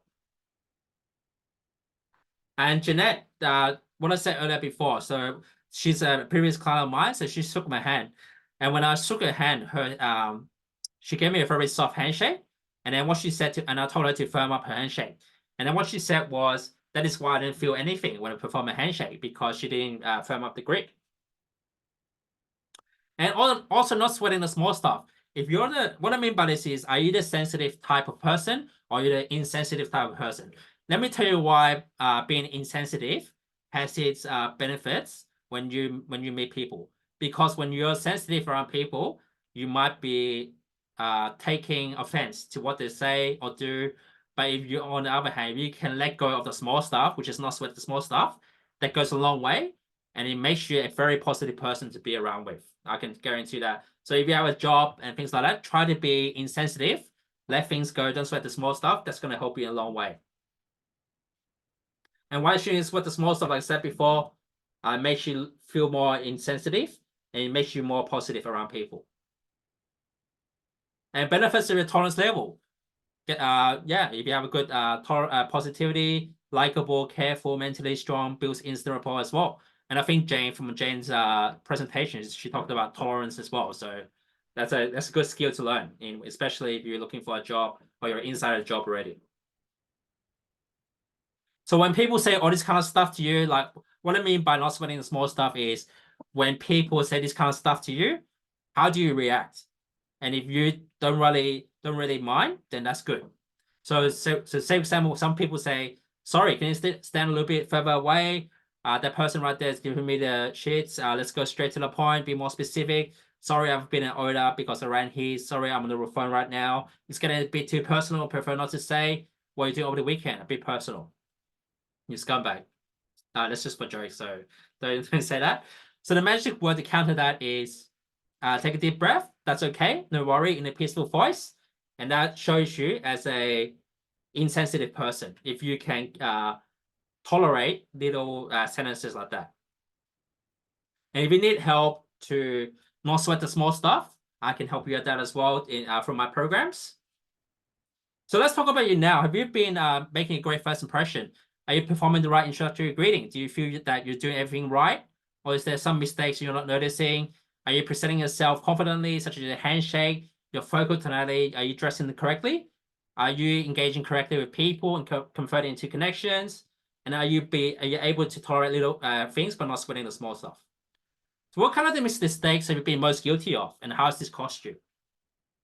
So I want you guys to make a decision right now. Do you want to connect using your old style, or you want to try a new style, which is to be able to connect with confidence with people professionally? So type in the chat box if you prefer using your current style, or you want to try a new method. Type in the chat box. Thank you. And my promised permission is to help you go from shy, introverted, nervous, and lack of confidence to social confidence within 90 days without having to feel awkward at all. And the next content I want to talk about is how do you converse comfortably and confidently. And some of you guys just told me that knowing how to have small talk, how to go from long talk, etc., how to find common interests is very important. So one of you said common topics, and this is the kind of content.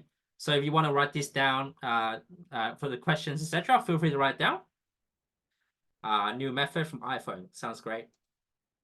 So here are the pros and cons of conversation skills. If you know how to have good conversation skills, guess what? You have confidence, you make it interesting, make you relate to the receiver, you have more things to talk about. You can go past the superficial, hi, how are you? You make a positive first impression, you can find common grounds, and you can also connect at a deeper level. On the other hand, if you can't converse properly, guess what? You make it embarrassing, you make it awkward, nervous, you can't relate to the receiver, nothing to talk about, bad impression, unable to find common grounds. And the worst thing is the receiver walks away from you. And the conversation about the weather is the last refuge of the imaginative. If you talk something like the weather when you speak to people, that's going to repel people more than making them interested to talk to you. And here are some taboo topics. If you're going, like, say, for example, you meet someone new. If you talk about any of these taboo topics, don't do it, because that's not going to help you in the long run. So if you get into religion, sex, politics, money, victim narratives, personal tragedies, medical issues, you might scare the person away. And that's the last thing you want. And your job is to make a good first impression. That's what I said to you earlier. And keep the topics general without being personal or offensive, because when you first meet the person, you're trying to build instant rapport with them. So try to make the conversations generalized topics, and you should be going well. And here are some open-ended questions. First is close-ended questions. So have you been asking these kind of close-ended questions, such as, how's the weather today? How are you? How old are you? How's your mood today? And are you single? So these are the close-ended questions. But if you want to have interesting conversations, try to ask these open-ended questions. The purpose is to lead the conversation even further. So what are you doing over the weekend? What sports do you like doing? What hobbies do you like? What do you do for work? Any holiday plans coming up? These kind of questions can lead to common topics. And I want to ask you guys a question. Would you prefer asking open-ended questions or close-ended questions? Please type in the chat box. And now I'm going to go into common interests, because it builds intimacy. It allows you to build instant rapport with people. People will be more enthusiastic and interested to talk to you. There's more excitement and wow factor. There's more smile from the receiver and an enjoyable experience. People will be excited and started to converse into depth on the common interests that you have, and it also gives you alignment as well. And here are some questions you can ask if you share common interests. So you can ask, what do you like to do normally? What are your hobbies? And what are you doing over the weekend? So all these questions, if you ask these questions, you can find common topics. And the secret to finding common interests is to probe deeper with more questions, a question within a question, so the other person knows that you know the common topic. So it proves to the other person that you know this kind of common interests.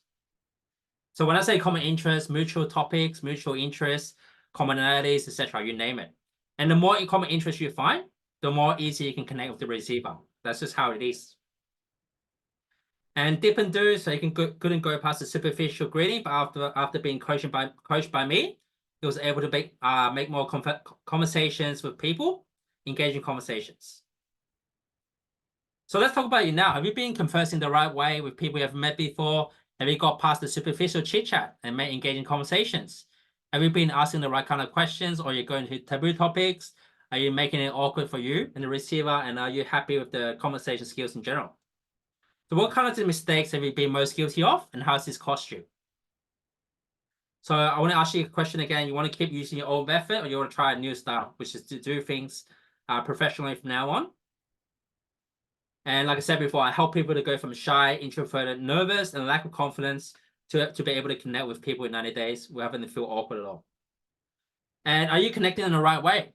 As I always tell my clients, when you connect with a person, it starts with making an entrance all the way to making an exit. So are you making a good first impression, body language, attitude, mindset, building rapport online, conversing comfortably, human factor, and are you establishing boundaries and bottom lines for yourself as well?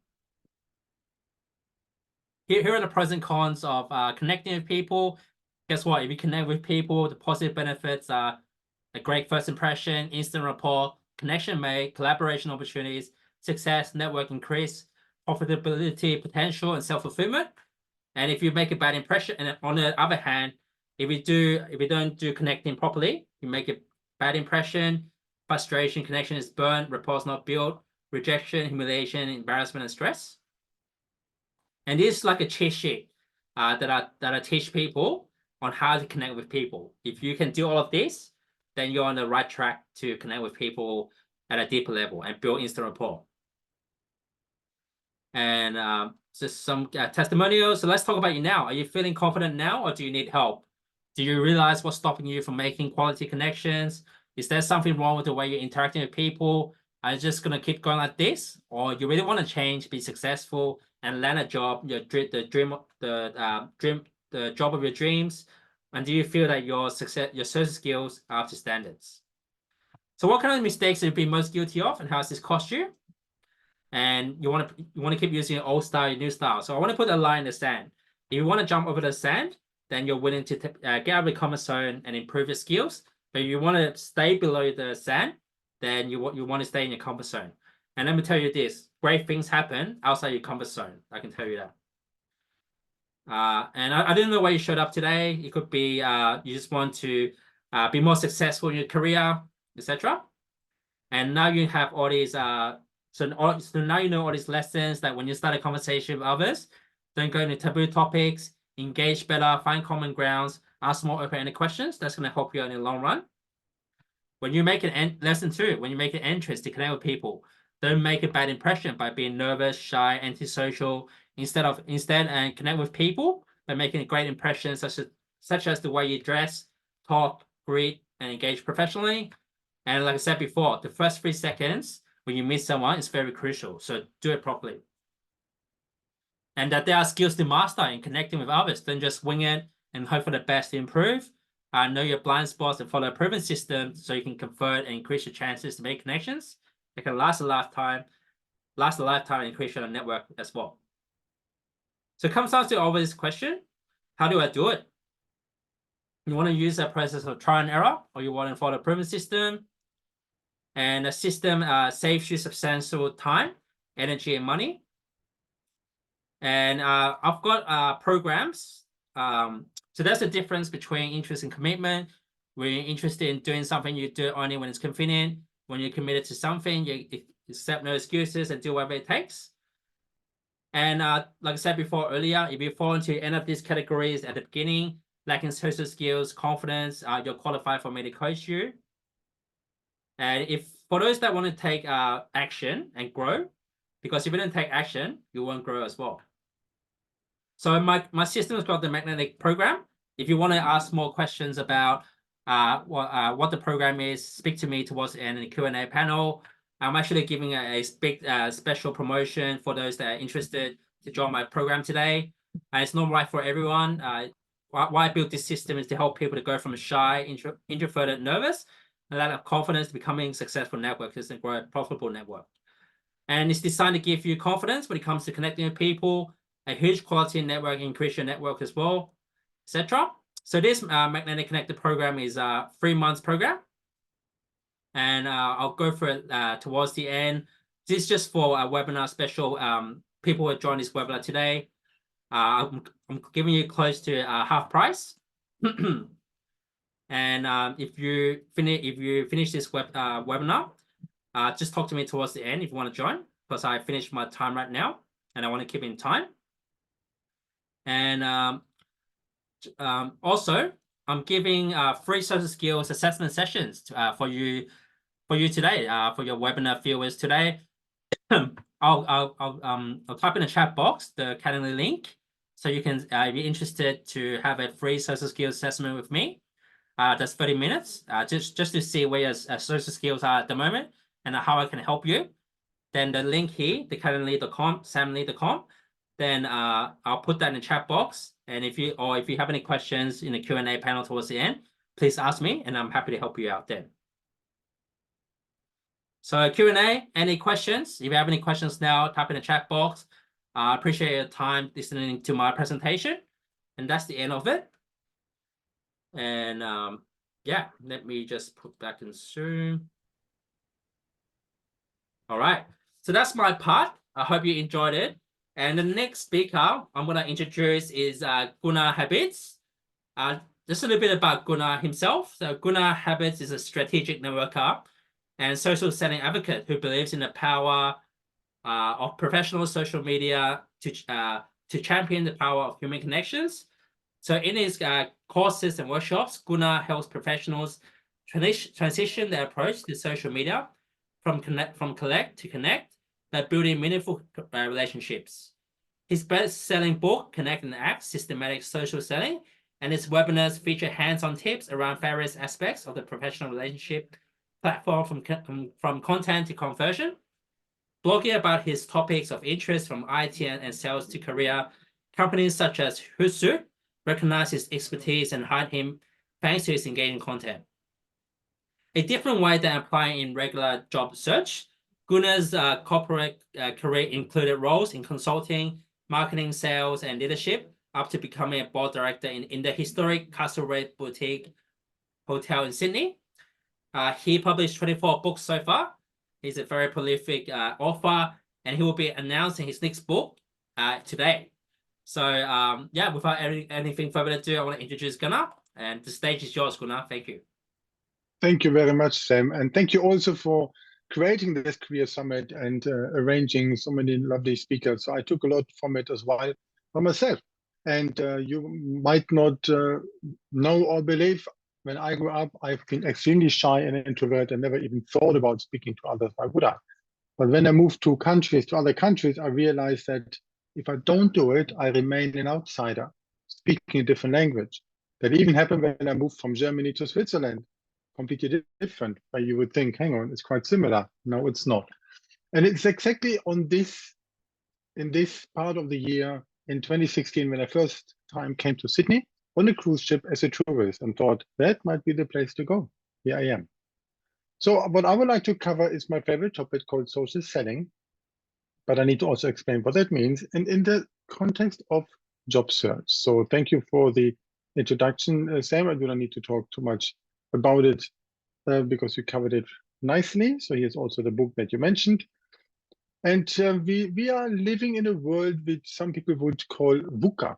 So that stands for volatility, uncertainty, complexity, and ambiguity. So it's not an easy time compared to when I changed the whole life thanks to, I say thanks to a corporate layoff that got me the chance to really rethink, to create an inventory of what I wanted to do, how I feel comfortable working, all of this what Jane mentioned. But I thought maybe I should move the place. That was life a bit easier in 2016 and 17 than it is today, because we face so many difficulties. The macroeconomical outlook which sits there, which led to other companies also putting more people into redundancy scenarios. Everything is changing everywhere, obviously, and even the cost of living goes up, and we feel new threats or chances when it comes to artificial intelligence and machine learning. And yes, the topic of layoff. It seems to be, somebody told me maybe 8-9 years ago, you will have in your life 3 of those. I said, okay, been there, done that. What next? And there are other ways of that we can utilize for defining, creating, and advancing towards our next ways how we can, let's say, not just have a work or just have a job, but find fulfillment that pays. So social selling, in my definition, is a clever approach of adding social media and digital tools to advance or enhance business conversations. On purpose, I do not say it's there to sell. When I asked ChatGPT in December 22, when it was brand new, what is social selling? It says it is about selling on social media.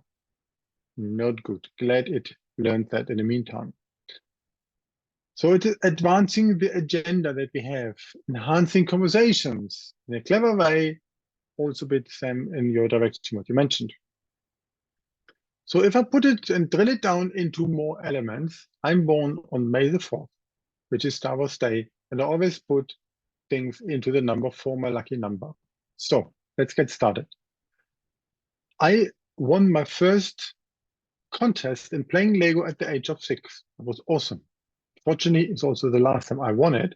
But the first thing I bought when I came to Sydney was the Sydney Opera House in form of Lego. Yeah, that was funny. So I take a lot of Lego in the way of describing things. And if you stand in front of a new task, it feels like you stand in front of a mountain. It's so high what we need to do. I turn it around. The social selling topic is not where we stand in front of, but it is something that we learn this time. So it must go to the right in our typical cultural areas, that towards the right we are moving in the time zone. So we complete our profile on social media, particularly LinkedIn. Then we connect to the right level of people in an ideal way, not just to click on connect. I'm a bit allergic against the button, but in a more meaningful way. And we will even recognize that LinkedIn messaging is the most underrated search engine. If I would have someone from you here, I would like to connect with you, then I would need to put 2 hooks in it. Number 1, we have been on this career summit of Assembly, and then I will add something else, what maybe I find from your profile or whatever, because later I might forget who it was that I even chatted with.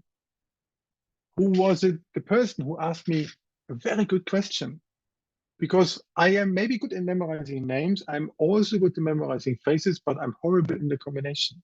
So I need to have some kind of planting the seeds in a search engine. So if I put 2 hooks in the way of a connection request, you would then accept it.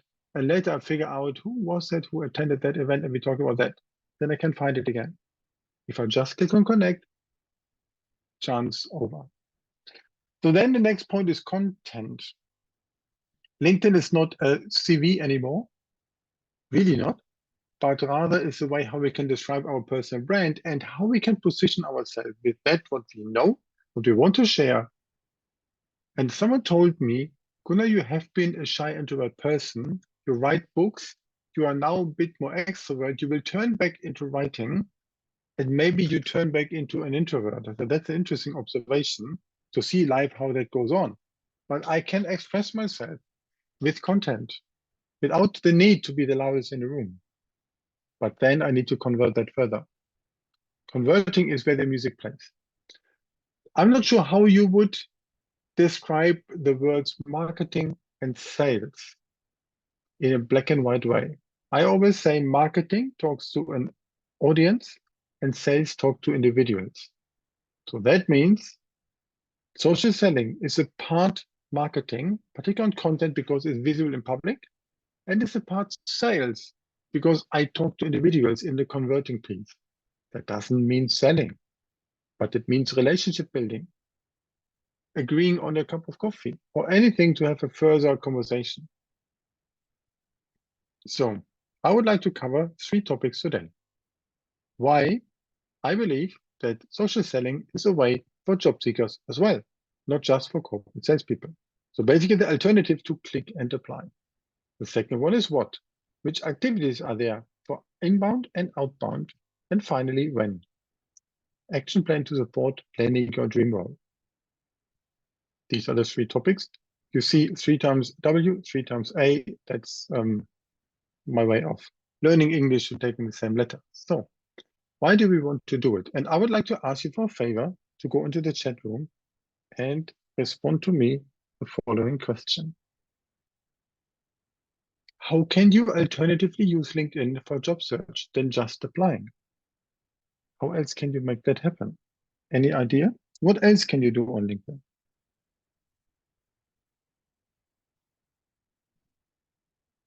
Adrian says, promote yourself. Shay, build brand with value-added content. Yeah, indeed. Sigurd, you use Lego as well. That's a good one. Love that. And let's see what else. Yeah, personal brand. Ricardo, merci vielmals. Exactly. And this is the personal brand that shines. I know Ricardo only from LinkedIn. We never met when I've been in Zurich, but I have an impression of what he is talking about. He works in hotel business as I do with my hotel. And he talks even about AI, how all of these influences the world that the different roles in the hotel business are about. I feel that I can learn from someone like him from content. That is good. Jane, you also say research. Yeah, that's good. But research, of course, depends the sources. I mean, there are some people who only share rubbish, so then that does not necessarily work. But yeah, so we can use LinkedIn. There's even a term when it comes to research, which is called social listening. Yes, I can even monitor, let's say, though my ideal companies, hashtags they have, their pages, everything like this. I can really pay attention to it. So let's have a look at the typical job search activity. Imagine here's a role at Proofpoint, the company I wanted to work. There's a role, Senior Channel Account Manager. Sounds exactly like me. Of course, I see only on LinkedIn, Seek, whatever, the visible roles, and my response is filtered by an application tracking system first. But the bad thing is, I'm a human, the machine is a machine, and the machine wants me as human to connect with it, but then the machine answers, and only what filters out gets there. It's not necessarily so nice. Not so good. And by the way, the roles that we see is only what's there visible, sometimes reposted. I would love to have that my application is visible first by a talent expert, but that not always happens because of this filtering. And I learned one thing from a company in that field called Workday. And one of their recruiters told me, yeah, Gunnar, yeah, indeed, your application has been there and it would have been awesome. We received 150. After the first 20 seeing them, we already invited 10 people and that we thought would be enough. Aha, there's nothing like a deadline. So just applying does not necessarily work. And if you even apply and your highly relevant experience is 10 years ago, and in the last 5 years you've done something completely different, then nobody cares because there's surely someone who has done exactly that what they're looking for. Different approach, more clever. Talk about IT sales where I'm at. So there I found a role at LinkedIn. Never worked there. I know it a bit, but yeah, I thought, let me find out who I actually really know.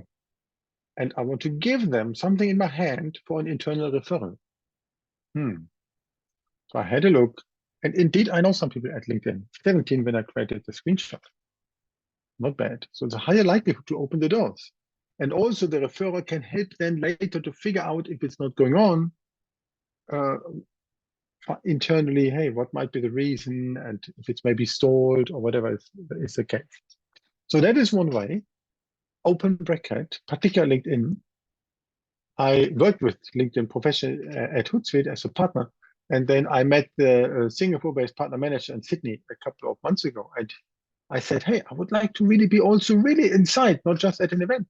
And he said, Gunnar, the best and biggest value you can bring to LinkedIn is by being outside, because you are well perceived as an advocate for the platform. That sounds good, but didn't help me for this particular role. So that is an important topic. So Jane, you just wrote something. The least effective job search method is to only use online applications, submitting. Exactly. And even worse, if you only submit it there on LinkedIn, because the best way is then, if you know, okay, the job is there, what's there on the company page at least, who do you know in that area, and how you can ensure that a human sees your application, and even better, you build a network of people around in that company who you know and I didn't know beforehand. That's the thing. So the smart one. Here was one person called David One. He joined Okta. Okta, not sure if you know it. If I tell someone in the supermarket, what are they doing? I said, they create the login screen in the internet. Sounds like this type of, when you're logging in, you click on some buttons, whatever, single sign-on, doesn't matter. It's a tech software. So I congratulated him.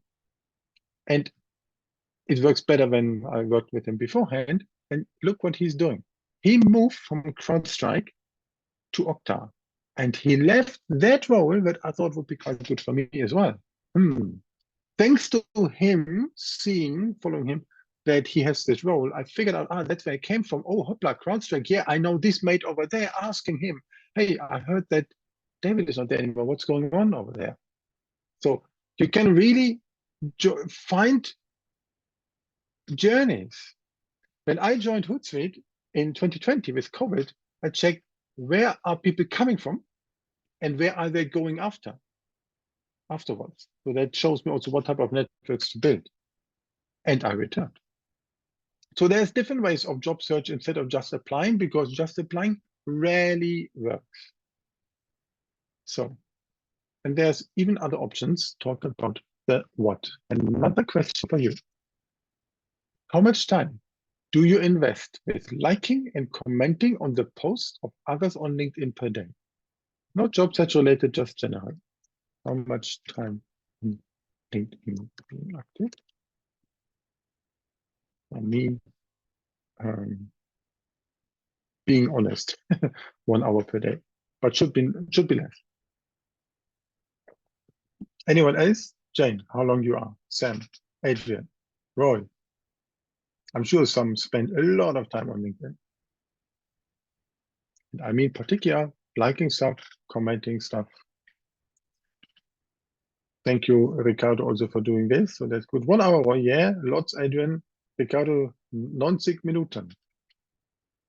Yes. And also, Jane, you commented not just the length of 1 hour, but also based on when people are getting ready to work. Yeah, that's good, because then the likelihood that whatever you comment finds an audience for those who then react on that one. Exactly. So, but let's have a look about typical corporate employee post. So that is my former workmate, Kieran. He worked at XREF. That is a software company who create reference checks. Instead of asking people verbally, they have a really nice system. I think even quite market leading for this one. So he took this post, shared it further without telling what is the real takeaway that he has working proudly, successfully over there for his audience. Nothing like this. So, and the content often comes from marketing. It feels like a bit like a corporate billboard. And very rarely reasonable engagement that doesn't really help. Alternatively, companies also have a tool, advocacy tools, where they can take something which exists there. But what I like to do on the content which is ready-made, like on the left-hand side, I add my own 2 cents to it, starting with a question. The unconscious mind more likelihood to then be curious about, and when I leave them with a call to think or call to action, then at least the likelihood of getting responses is higher. The more responses in the first 1 to 2 hours, the higher likelihood it's spreading further. So there is a numbers game in it, obviously.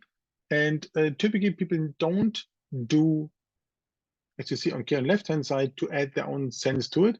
I've done it here on the right-hand side because I simply took something what has been there at the bottom, but that was my add to it. So you can always do something about it, not only in job search, but particular when you are in your area of expertise, and showcase this. I had a look what actually employers are looking for. And yes, it might be more in the IT sales industry compared to those which work in public or in or in health area. But what they would like to find out and how many seconds they have to check out a LinkedIn profile. Somebody said not 7, but maybe just 2. So you come from similar background, whatever that similar means. But when I saw Ricardo's profile, I said, Zurich. Oh, yeah, my hometown. Good. Common connections, same here. Do I bring a relevant network? So when I work in partnerships, meaning the middleman between vendor and customer, then ideally in interviews, I'm actually asked who you think would be a suitable partner for us. And that sounds like it is a free research, this job interview. So then they invite many people to interview to just gain their expertise for free. Also one way of this. And they would like to know if you know the industry or territory. And I would say, yes, I also have done a go-to-market with Hootsuite plan in Japan, and I worked a lot in Southeast Asia and so on. That was helpful because I can prove simply by writing the expertise from there. It's not just on a CV that everyone can write. And also, the subject matter expert story is for me not to say I do this and I sold that and I have been on President Club, but it's more writing about the impact of the work, not how much you sold or how much great you've done at work, but rather what was the impact of that for others? When I say I sold this service to a company, they might have a reason to buy it because they want to change something. So I want to give them the show light, not me, them. And that is the way how then apparently that expertise I have landed well, that somebody else has something from it. And I need to show how I can prospect new clients and partners.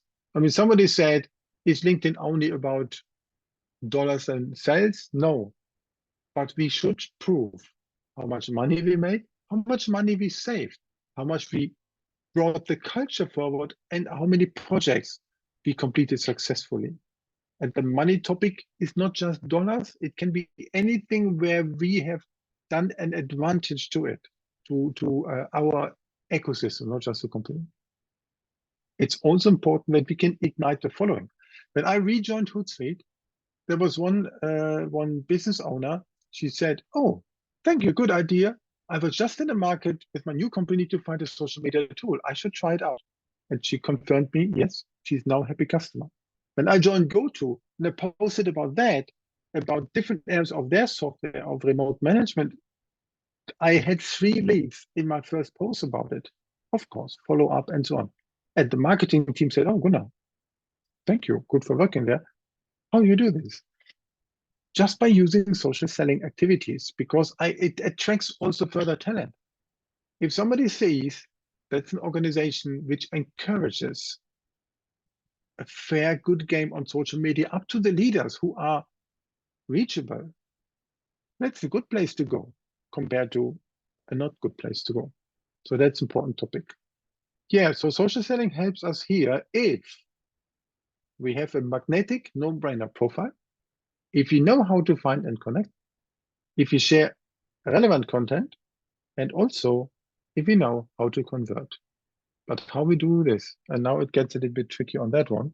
So simple thing, you know your LinkedIn profile, how it works. I scrolled quite quickly through this because you will also get something as a takeaway later. But there's a couple of things. Write in your first person, show your achievements, and have a modern profile. You see there's written, I'm talking about these or these things. I even have a button, view my blog, and so on. You can showcase. And the keywords in the background image, they show the area where I'm in. A bit on purpose. And I kept it while I joined it, and it doesn't need to be a company logo. So you can really complete your story to have a profile for 2024. Then you increase your network. Not just people who you know in person, but also your clients, partners, colleagues, suppliers, supporters, influencers. Influencers? I mean those who are influencers in their expertise, in their field. Maybe the dean in the university or professor in the hospital, whatever. I mean, who influence that category? And then when you do this, talking about what Sam said, how you connect with people in reality. You can do this on LinkedIn as well. Add your hooks on it that helps to remember. Add personalized invites, which is so easy on desktop and so difficult on the mobile because people cannot find 3 dots. If they would, then they simply add and write the same stuff. Then the message sits. And you can use even posts. So I've been lucky here that I wrote something in a job search area that must have been 1.5 years ago. Not to brag about the impression today, it's less typically, but at least it works. I can announce in social selling where my availability. I've done it after Hootsuite. Go to Found Me. No need to apply in that sense. I can show what I learned in the role, the challenges that I have, how I understand customer problems. I can show about what customers are doing, industry events I talk about, and I give shout outs to others.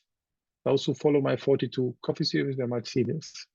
And I highlight what others do and what I learn. There's so many things that you can do for your profession, which has nothing to do with exact on brand from your company who says we have a new product coming out next week. I think that makes sense. A tip while creating the slides yesterday. If you follow some gurus, Justin Redshift, one of them, 520,000 people on LinkedIn, so what, from the US. If you follow relevant influencers in your field who are posting, you can build your network with all others who follow him. So he shared, and often they post at the same time. I comment early to gain engagement, and he wrote something relevant to us here. Nearly all career problems can be solved with personal brand building. To sell more, hire better, make more dollars, get a better job, build your brand. He said that. And even here's a big post about it, saying the same thing. I said, okay, that's not bad. I wrote about it. But personal brand, it's what people talk about when you're not in the room, and so on. And I even announced the title of my book there. And I got, in the meantime, that was screenshot, in the meantime, about 12 people who liked it and get more and more comments on it. Oh, happy to have them as my readers.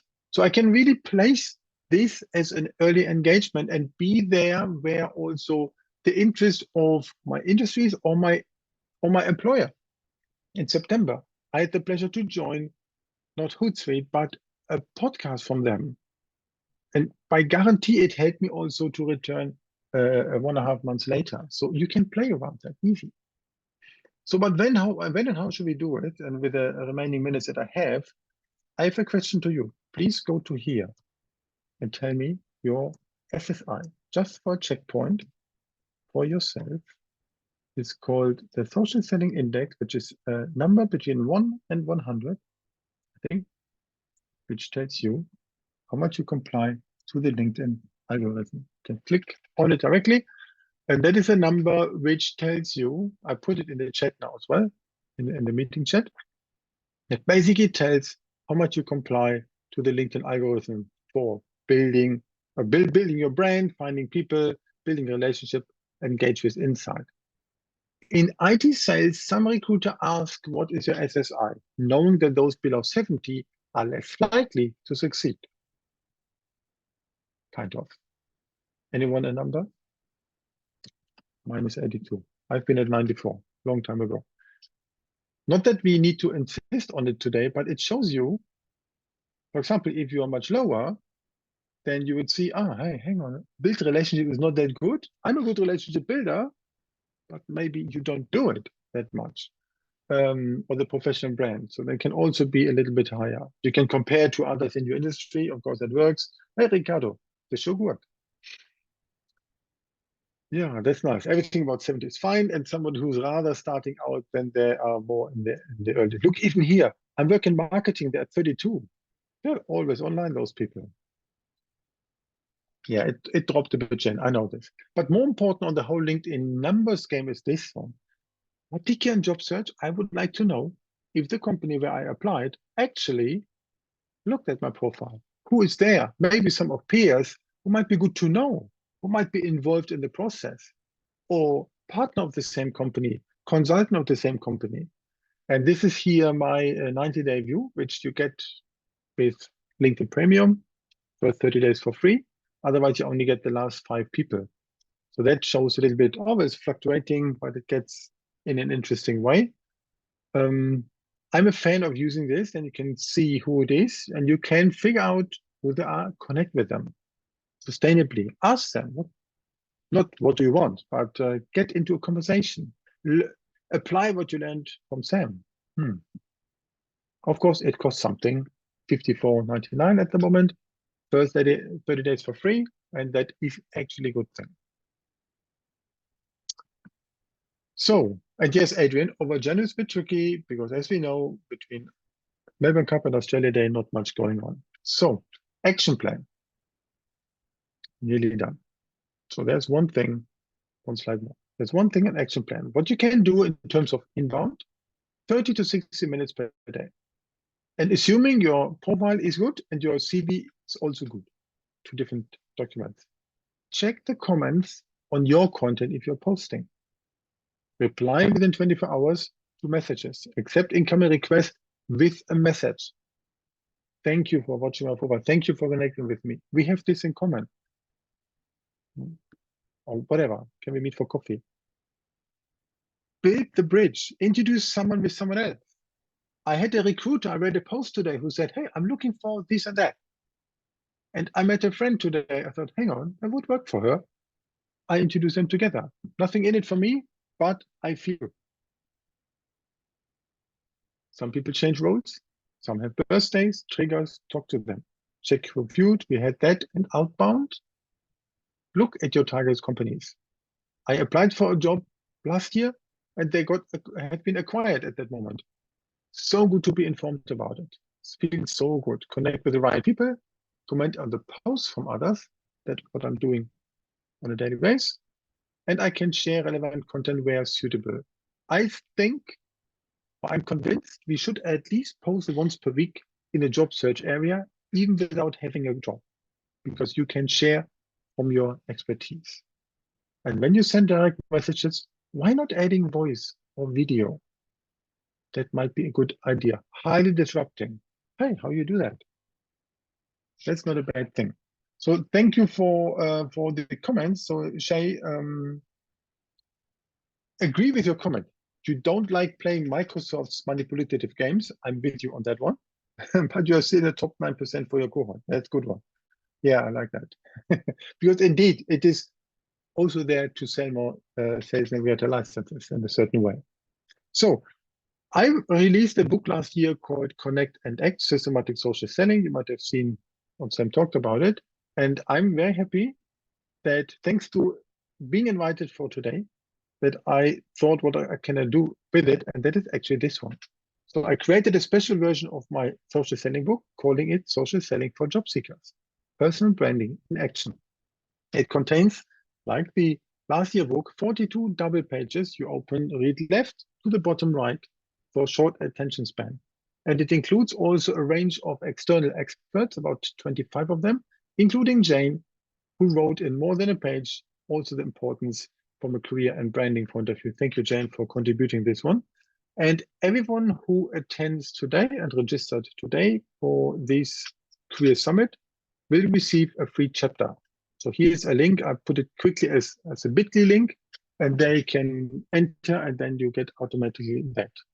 I will try to follow up with those who register to figure out if you really have done that, because that works quite well. And then you will see this.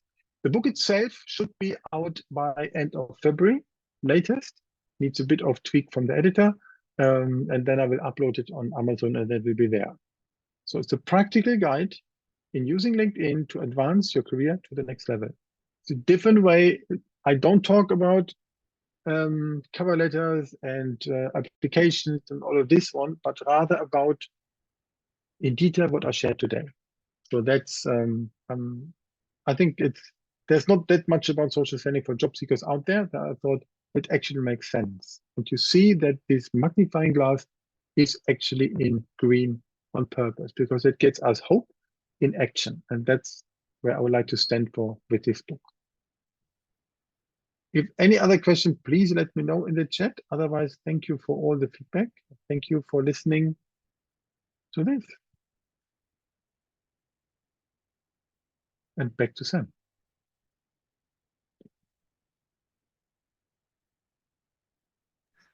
Yeah, so yeah, thanks for the great speech, Gunnar. Great presentation. Let's give him a thumbs up for a great presentation. Appreciate that. And thanks for being a guest speaker, Gunnar, and that special book of yours. Hope it all goes well. And so let's go with the next last speaker, last but not least, the save the last for the best, Adrienne McLean. So a little bit about Adrienne herself. Adrienne McLean is a business consultant and founder of the Speakers Practice. With expertise in business systems, marketing, and sales, Adrienne is committed to enhancing productivity, profitability, and confidence for businesses. Adrienne specializes in implementing efficient systems to streamline operations and uncover growth opportunities. Her focus extends to guiding business owners in developing effective strategies for business development, marketing, and sales. She uniquely collaborates with entrepreneurs to instill confidence in promotional tools like presentations, videos, events, ensuring the authentic and enthusiastic showcase of products and services. Through her comprehensive approach, Adrienne empowers businesses to thrive, succeed, and establish a robust market presence. And beyond her consulting role, Adrienne has a keen interest in building presentation skills and public speaking. Holding the distinguished title of Toastmaster, she also contributes as an international speakers training camp instructor, helping professionals refine promotional tools, promotional skills, and boost confidence. So please join in and welcome Adrienne McLean herself. Thank you. Thank you, Gunnar. Thank you, Sam. That's fantastic. Now I'm just going to share get my screen on. There we are. Well, thank you for having me. May I just say that Roy and Jane and Sam and Gunnar, you were all so fantastic. So it's so much information. It's been an amazing evening. So thank you.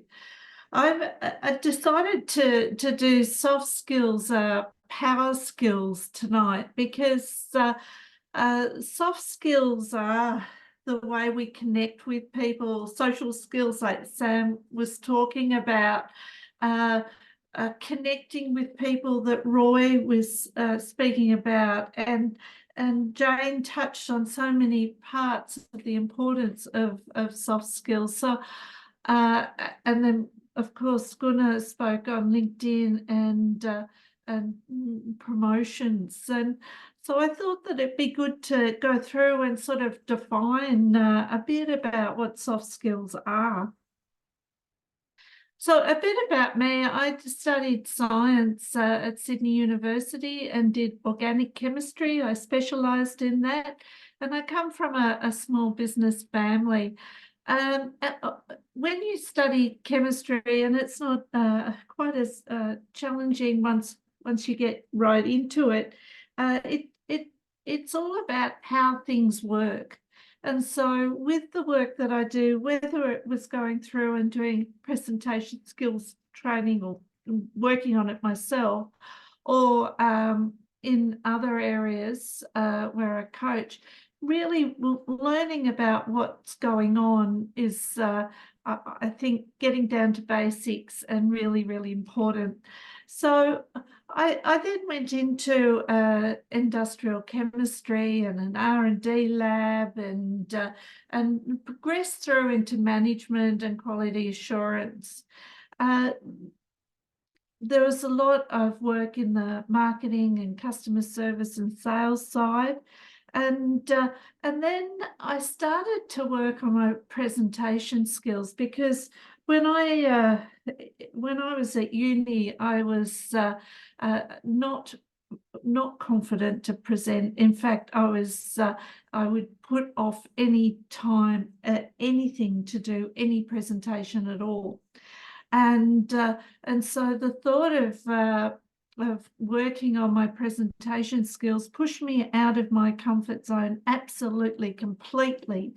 And it took me years, but I went right through, and I did it every fortnight. I got up and I spoke in front of people, and I got feedback, and I kept working at it. Sometimes I did well, sometimes I got knocked down, and I had to get it back up and carry on. And through that work, not only did I discover my confidence and my voice, so to speak, but also the leadership skills that I knew I had, but I didn't really acknowledge. And so by going out of my comfort zone, it really has brought such a wealth of experience to my life. So let's just move on and have a look at this slide. I love this slide, especially as this is a career summit. We're looking for someone with the wisdom of a 50-year-old, the experience of a 40-year-old, the drive of a 30-year-old, and the pay scale of a 20-year-old. And doesn't that sort of ring true? And so when we start to look at it's really important to look at our skill sets and where we add value to a business and what value and what worth we bring. So then, just to move into when you're going into an interview, what are some of the things that happens in that interview? Might be a little bit of lack of confidence, and that voice in your head that Roy was talking about earlier. Nervousness, certainly I experienced that. Worry, just worried that there's other people going for the same job, or how are you compared to them? And it's a testing time, and yes, you have to go out of your comfort zone, meet somebody who you have no idea, who's going to absolutely grill you about your life's history, and it pushes one out of their comfort zone. And if you've not been doing interviews for a while, if you've been in a job for 5 years or so and not had to go through the process, you've got to get back in the game, and it can be again getting yourself into discomfort. Now, if you have a look at the other side of this, who you are, you're highly skilled, you're specialised in an area, and you know your stuff. You're ambitious, you're wanting more.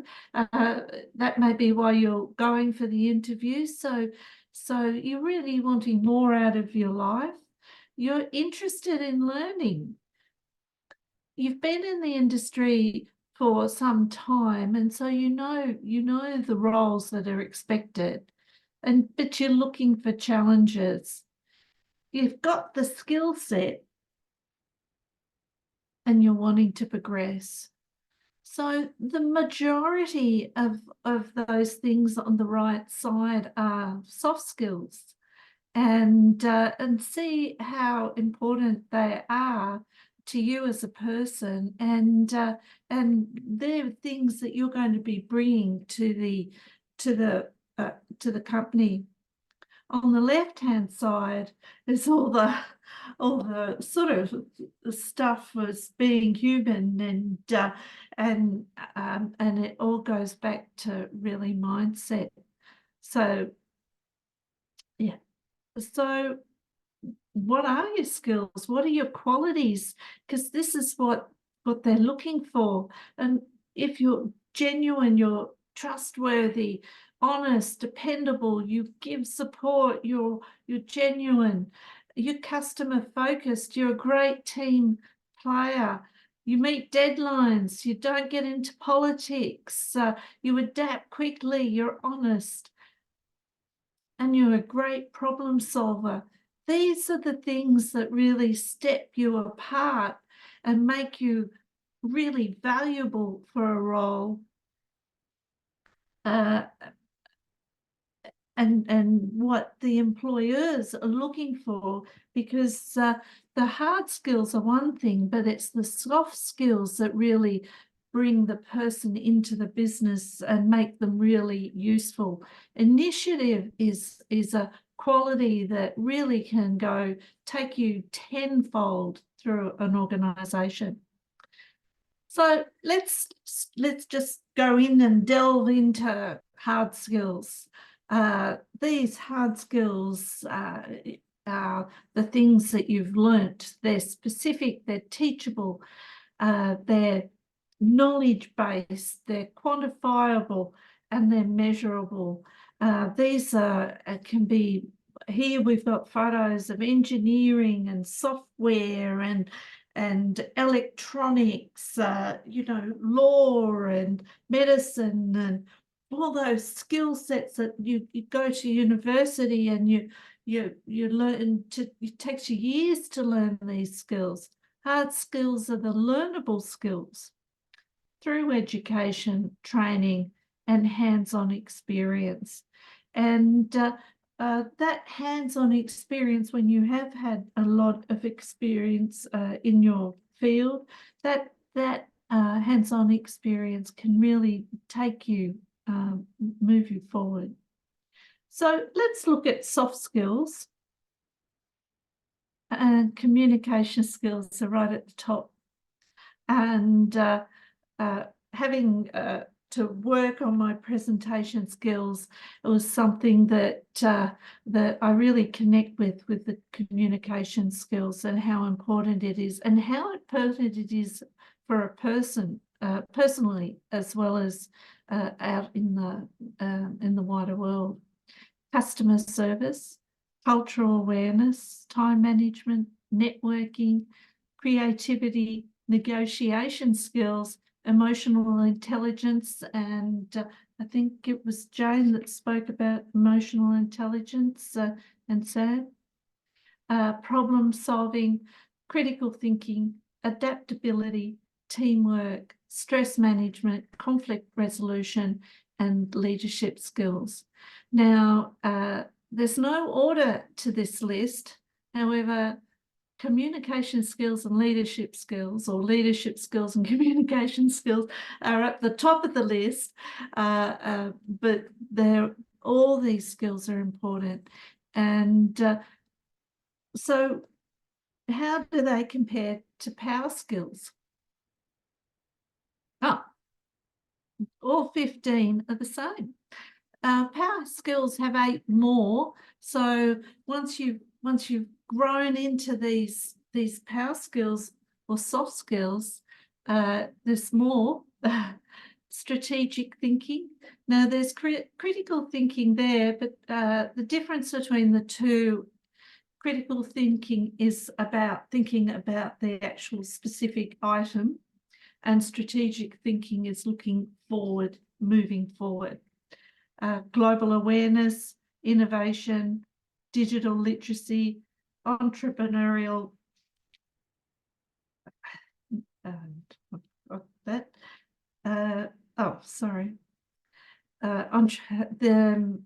yeah, so I'll just do that again. Let's see that. Adaptive leadership's the last one. So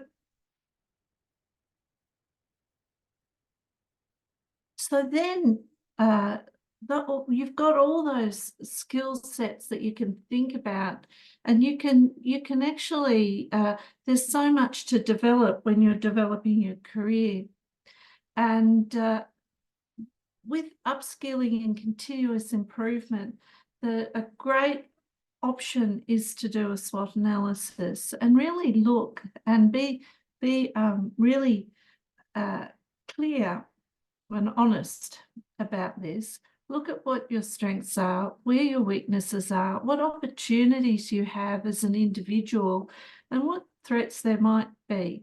So check out those things and really, when you're assessing where you are at the moment, think about those things and what you're wanting to do. And then you can set goals, and you can work at moving and developing even further to make yourself a real, even more of an asset, and develop, you'll be able to work out where you develop those skills. Here's a book, Think Bigger, Grow and Succeed. And this is 19 interviews about setting goals and how to achieve them, and the importance of going out of your comfort zone to grow and develop as a person and individual, and the benefits of going out of your comfort zone instead of staying in your comfort zone. And Gunnar's actually in the book. He's one of the guests in the book, and yes, you can get it on Amazon. Public speaking classes. This is of course an area that is very close to my heart, because I have done a lot of public speaking classes. I started in Toastmasters in 2002. And it took me 10 years, but eventually I became a distinguished Toastmaster. And I even managed to go to the World Championship of Public Speaking in Las Vegas.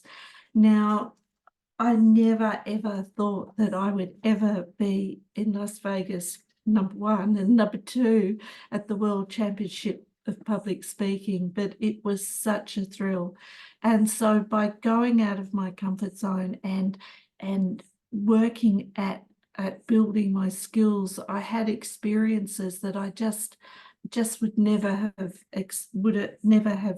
thought about.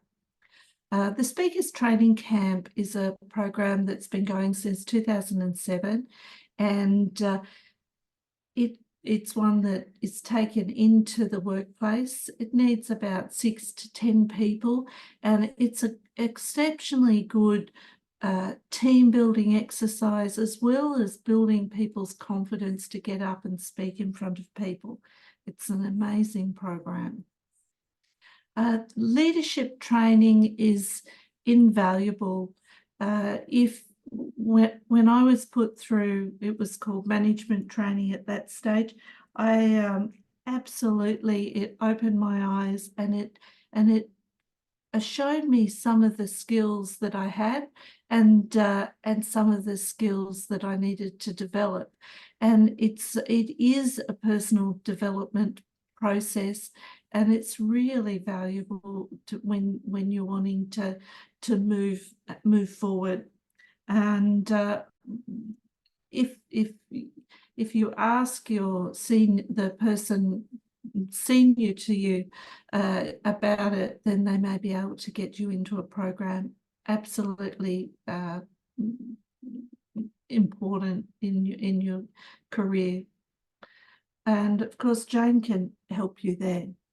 Emotional intelligence, we've been speaking across over the evening, and Chris Gollis has written, he's an expert in emotional intelligence, and he's written the HUM book, the HUM Handbook. Now you can go onto the website, the HUM website, and you can do a check your level of emotional intelligence, and it gives different categories and where you fit. And it's really insightful. Chris has had a career as a venture capitalist, and he worked for BT in superannuation, ultimately looking after billions of dollars.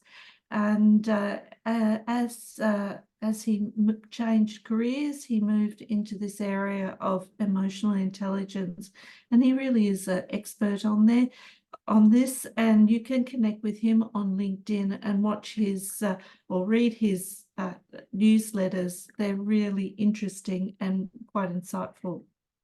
What courses and workshops? Certainly, you can look at doing courses and workshops that can support you with your goals and what you're wanting to achieve. And it's certainly when Roy spoke about doing NLP, that is an area that you can study, and it really opens your mind up to the way human interactions work.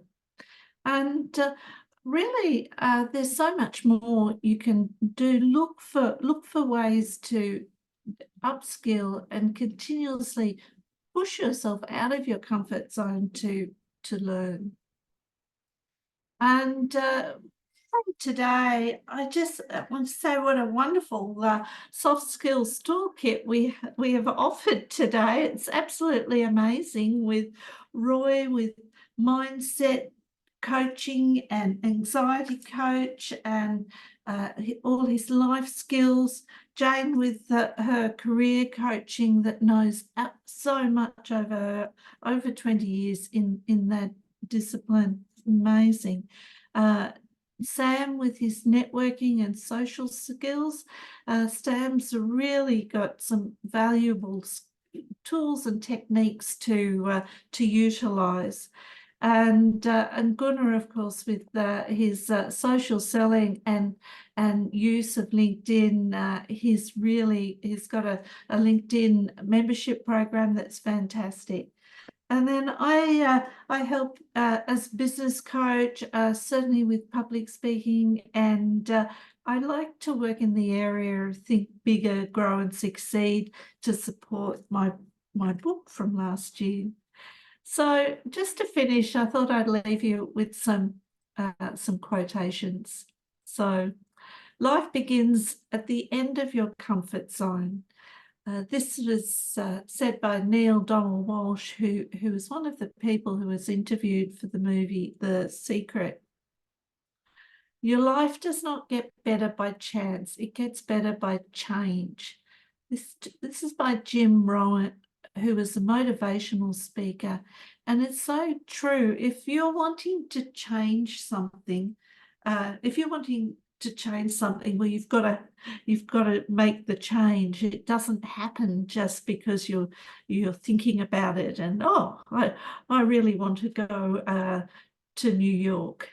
Well, unless you want to put some effort into actually getting yourself there, you're not going to be able to do it.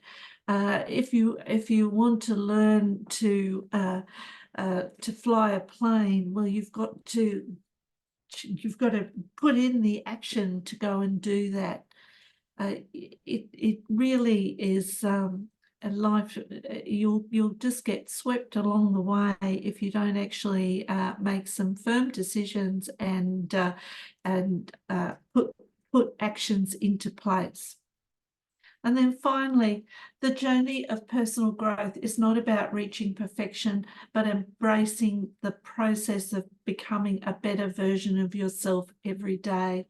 And this is so true. Personal growth is a journey, and it can be hard at times, and it can be challenging, but it's absolutely fantastic because you grow, you develop, and the thing is, when you look back, if you've made the decision to make this change and you look back a year ahead, you'll see how far you've come. And so I wish you all the very best. You've all got so much to offer. Thank you so much for being here. And if you'd like to get in contact, there are my contact details, and certainly I'd love to have a complimentary 1-hour discovery call with you. You can connect with me on LinkedIn. I'm the president of the Ku-ring-gai Chamber and a member of Chamber of Commerce CBD at Sydney, and you can meet me there, or certainly get me on LinkedIn. So thank you so much, and over to you, Sam. All right. Thank you, Adrian, for that great speech. I learned a lot of it from always when you speak and when we work together. And let's just give a thumbs up for the great presentation. And yeah, that's pretty much for today. I hope you learned something from us today. We've got 5 speakers. Everyone, hope you learned something from each one of us on how to have this makes the career summit a success when we put all our knowledge together to make your career a success. So what we're gonna do now is we're gonna do a Q&A panel with me, Roy, Gunnar, Adrian, and Jane. So if you have any questions, now's the time to ask us questions. And yeah, feel free to unmute yourself and ask us questions. Just put your hand up and we can go from there. Or you can type in the chat box, whatever you want. Say it out or type in the Q&A chat box. And then we're happy to answer any questions you might have. So if Joanne, Ricardo, Samuel, Margie, Ashia, Christine, Leon, Karen, Kaishista, and Deborah. If you guys any questions directed to any of our speakers, we're happy to answer any questions right now. Gee, I think everyone got the most out of from the content. Otherwise, yeah. I think it's been a very long evening, but such a valuable evening. I learned so much from Roy and Sam and Gunnar and Adrian. I mean, it's such a pleasure collaborating on something like this, and so nice to see so many people join us as well and all the comments. So I think there's a lot to absorb. So fantastic. Yeah, I think there's a question for Adrian from Christine. Adrian, can you answer Christine's question? Christine. So I'm a very evidence-based person. How do you evidence your soft skills? Well, that's a that's a good question, but but you can do it. So when you're learning the soft skills, so if we take public speaking, for instance, and you go in and you know yourself at what level you are and how you're feeling, and it's a very personal thing. You know, your heart might be beating and your knees are shaking and you're just all jelly. And so after you've pushed yourself to go and do these presentations for weeks and weeks and months and even years, at certain stages you can look back and assess yourself how you've gone, and it becomes easier. You get used to it. You understand what you have to do. You don't stop breathing. You've still got some lung capacity. Your hands aren't clammy, and so you can assess. You assess how you're feeling, and those symptoms are part of the body's reaction to what's going on, and it's the adrenaline in your body that's causing the sensation. So it does depend on what the soft skill is, but that in essence for public speaking is what I looked at during my and today I look and I can do things that I wouldn't have been able to do when I first started. So that's how I assess that. And Christine, just to Oh, sorry. May I just add one little thing to that? Because if you're a really evidence-based person and more scientific or academic or legal in your approach, then very often you've got the technical capabilities and you've got your accomplishments. And so it talks more about your technical hard skills rather than your soft skills. But a really good technique to bring out the soft skills through the evidence that you are putting into your accomplishments is to break it down into problem, action, results. So what was the situation you were in? What were the actions that you took? And what was the tangible result of the benefits? So that's the evidence-based way of doing it.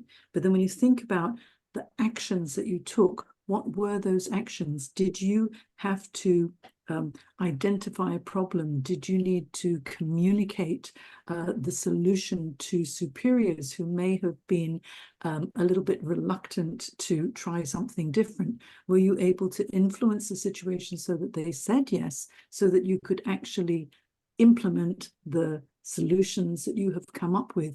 And so when you break down those accomplishments and you think about, okay, so I knew how to do it technically, but what I did was I was able to convince people through my presentation skills, my speech, my influencing. I was able to negotiate something so that they would turn it around. I was able to manage the conflict of when they said, oh, we don't think that's going to work, and make them think, oh, okay, perhaps we should give this a go as well. So when you think about a tangible accomplishment, you're able to pull out the actual soft skills you used in order to get to that evidence-based result. I hope that's a little bit helpful as well. Yeah. Just to add along with Chris, what Adrian and Jane said, evidence-based, I guess, how do you evidence your soft skills? I guess it's when you generate the results, then you have the evidence on your soft skills. So it's all about the end result, what you get out of doing your soft skill, whatever it is. So say, for example, social skills, it helps you to build, your end result is to build rapport with people. And if you've done it, then that's your that's based on the evidence that that particular soft skill works for you. So that's my 2 cents out of it. So thanks, Christine, for the question. And anyone else have any questions for any of us? Okay, we got one from Kai Gista. What is the one most important skill business owners, entrepreneurs should focus on? In my experience, it is consistency. But I want to know what our speakers think. Anyone want to input on that? I love this question. And I also love the previous question, and they go hand in hand. So as someone who studied engineering and science, I'm very evidence-based. And as a result, when I started my career, I was very technical skills orientated, which led to my limitation. And yes, when it comes to becoming an entrepreneur and a business owner, what often happens is we start off as really great technicians, and we go into business thinking that is all we need. But we've got a great skill, we have a great product or service, and all I need to do is to deliver it. But what we need to do is to be able to take off the technician hat and put on the entrepreneur hat. And when you put on the entrepreneur hat, the number one thing, the very fundamental skill to learn at the very beginning when you're in the startup phase is sales. Exactly. Sales. And that's where soft skills become so important. And that's why your ability to influence is so important. Can I chime in here? Absolutely, Adrian. Thank you. Yeah, I totally agree, Roy. The 3 big things, areas that small businesses struggle with is marketing, personal selling, and asking for the sale. And these are all soft skills based, and it's really, it's all about getting out and promoting yourself.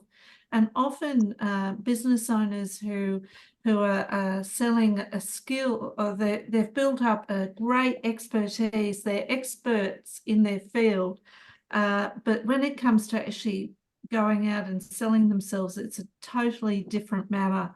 And it's that area, that's all these things about soft skills that we've been talking about that they need to develop. And it comes out in sales, it comes out in whether some people say, oh no, I don't want to put a post on LinkedIn, that'd be terrible. But you know that they've got to actually learn to go through the process of putting a post on LinkedIn. It's all about their soft skills.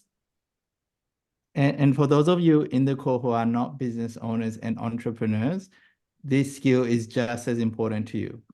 So even if you're working in a career or in a job, it's important to treat yourself like a business and learn to promote yourself like a business. Learn to sell yourself like a business. May I also add for an entrepreneur or job seeker, but really for entrepreneurs is why I'm thinking of this, is that you need to understand the reason why you are getting into this business or the reason why you got into your business. Because if it's because you want to make money and that's the be all and end all, then it's really more transactional. But if you are getting into the business that you're in because it is meaningful to you and you want to really make a difference in the community or in the world, that's what creates that emotional connection, because people don't buy from businesses, people buy from people. And now there's so much emphasis on authenticity with leadership. People want to know about the leader. You think about all the kerfuffle with Qantas and what happened with Alan Joyce, you know, during all those difficult times. You know, people are thinking, what's going on? You know, who are you? Why are you doing this? You know, we want to have a business that makes us feel good using that particular product or service. And when you start to have a bit of a question about the leadership, it's hard. So if you know why you're getting into business and you know that it comes from a really good place and you can use that in your marketing and your sales messaging, and you've got that clarity of purpose, people will buy into your authenticity. I feel that clarity of purpose is really, really important to focus on.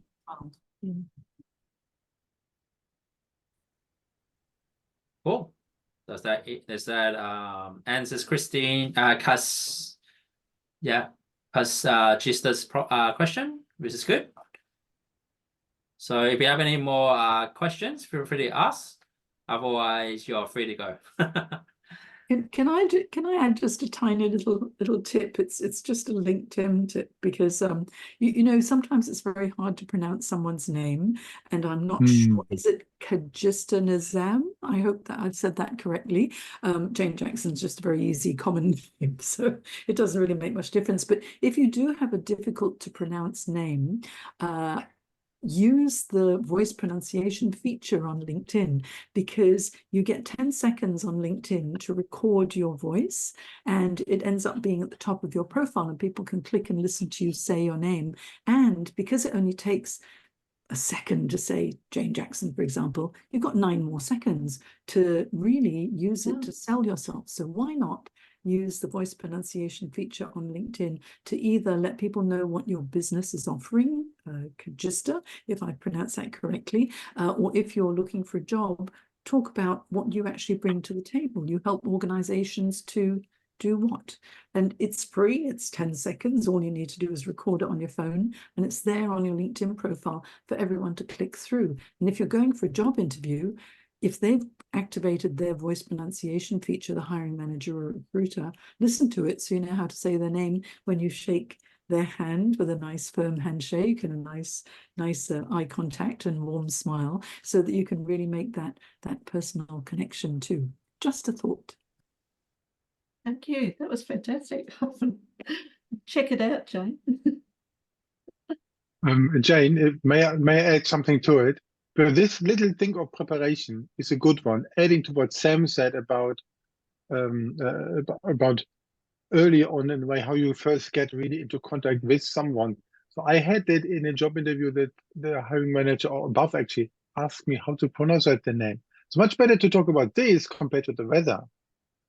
And I have seen systems that companies use, the ATS system, where you need to not only type in your regular stuff, maybe even gender or whatever they want to know, but some even put there a way to record the name, and they say, we would like to call you in a proper way.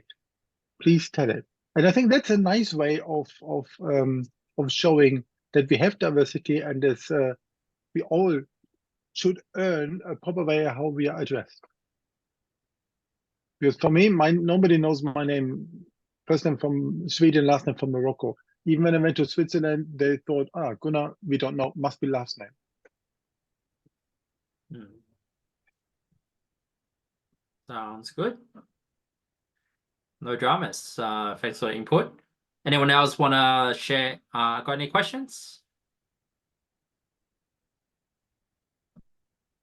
Joanne, Christine, Ashua, Samuel, Kajista, Karen, Driss.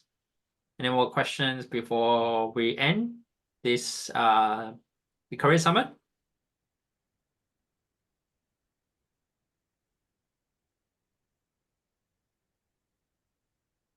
No worries.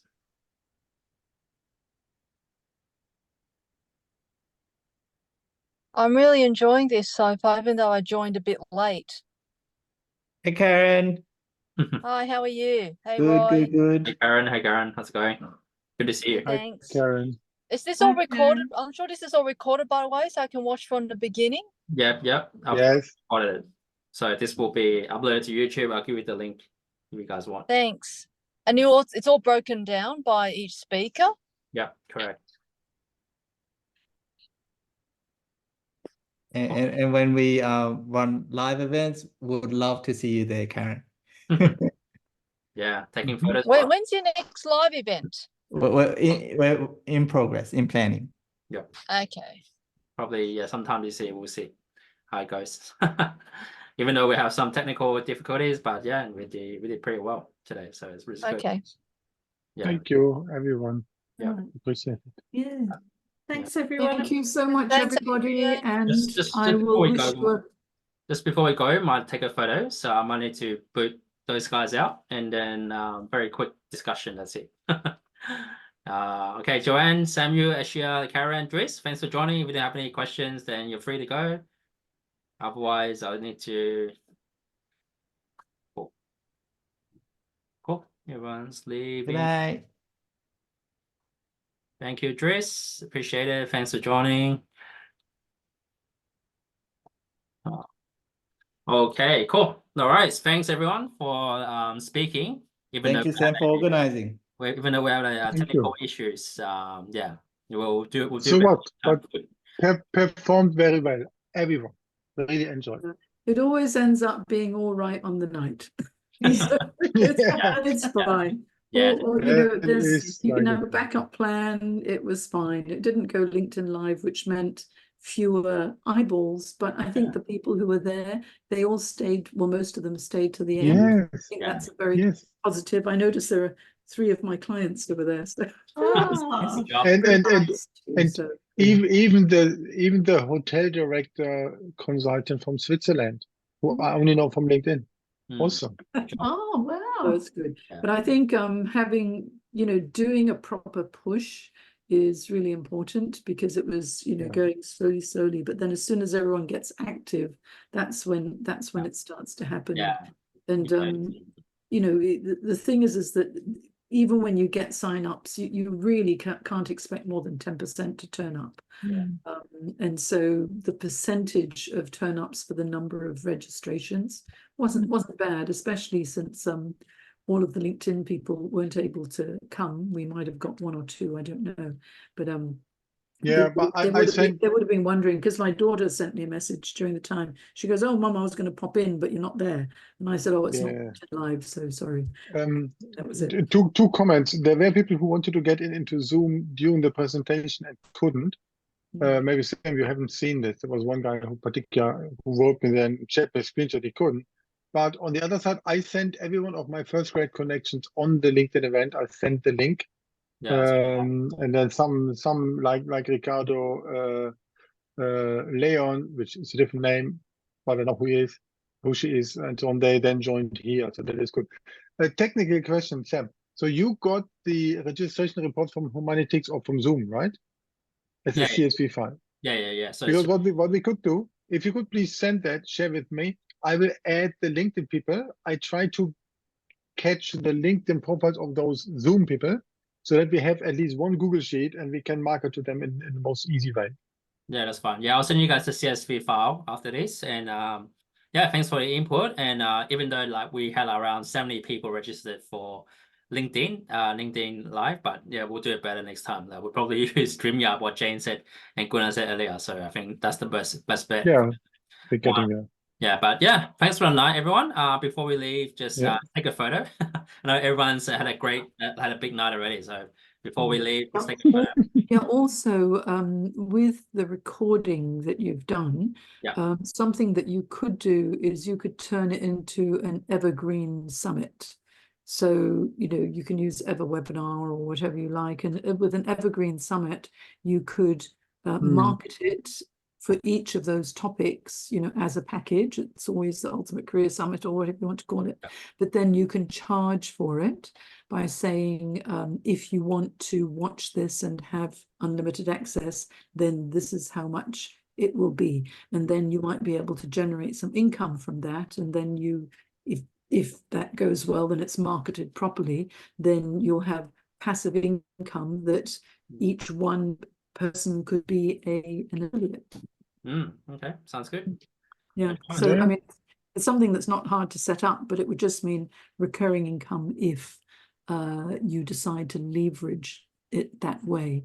And so, you know, like we could all promote it if you're going to set it up as an evergreen summit. And that means for no more work, it's already done, and you just keep marketing it, and you just say, if you want to have unlimited lifetime access, it's going to be, I don't know, $19.99 or whatever. So that's one way of generating passive income out of the 3 hours that we've all spent here. Sounds good. No worries. Yeah, thanks for the advice.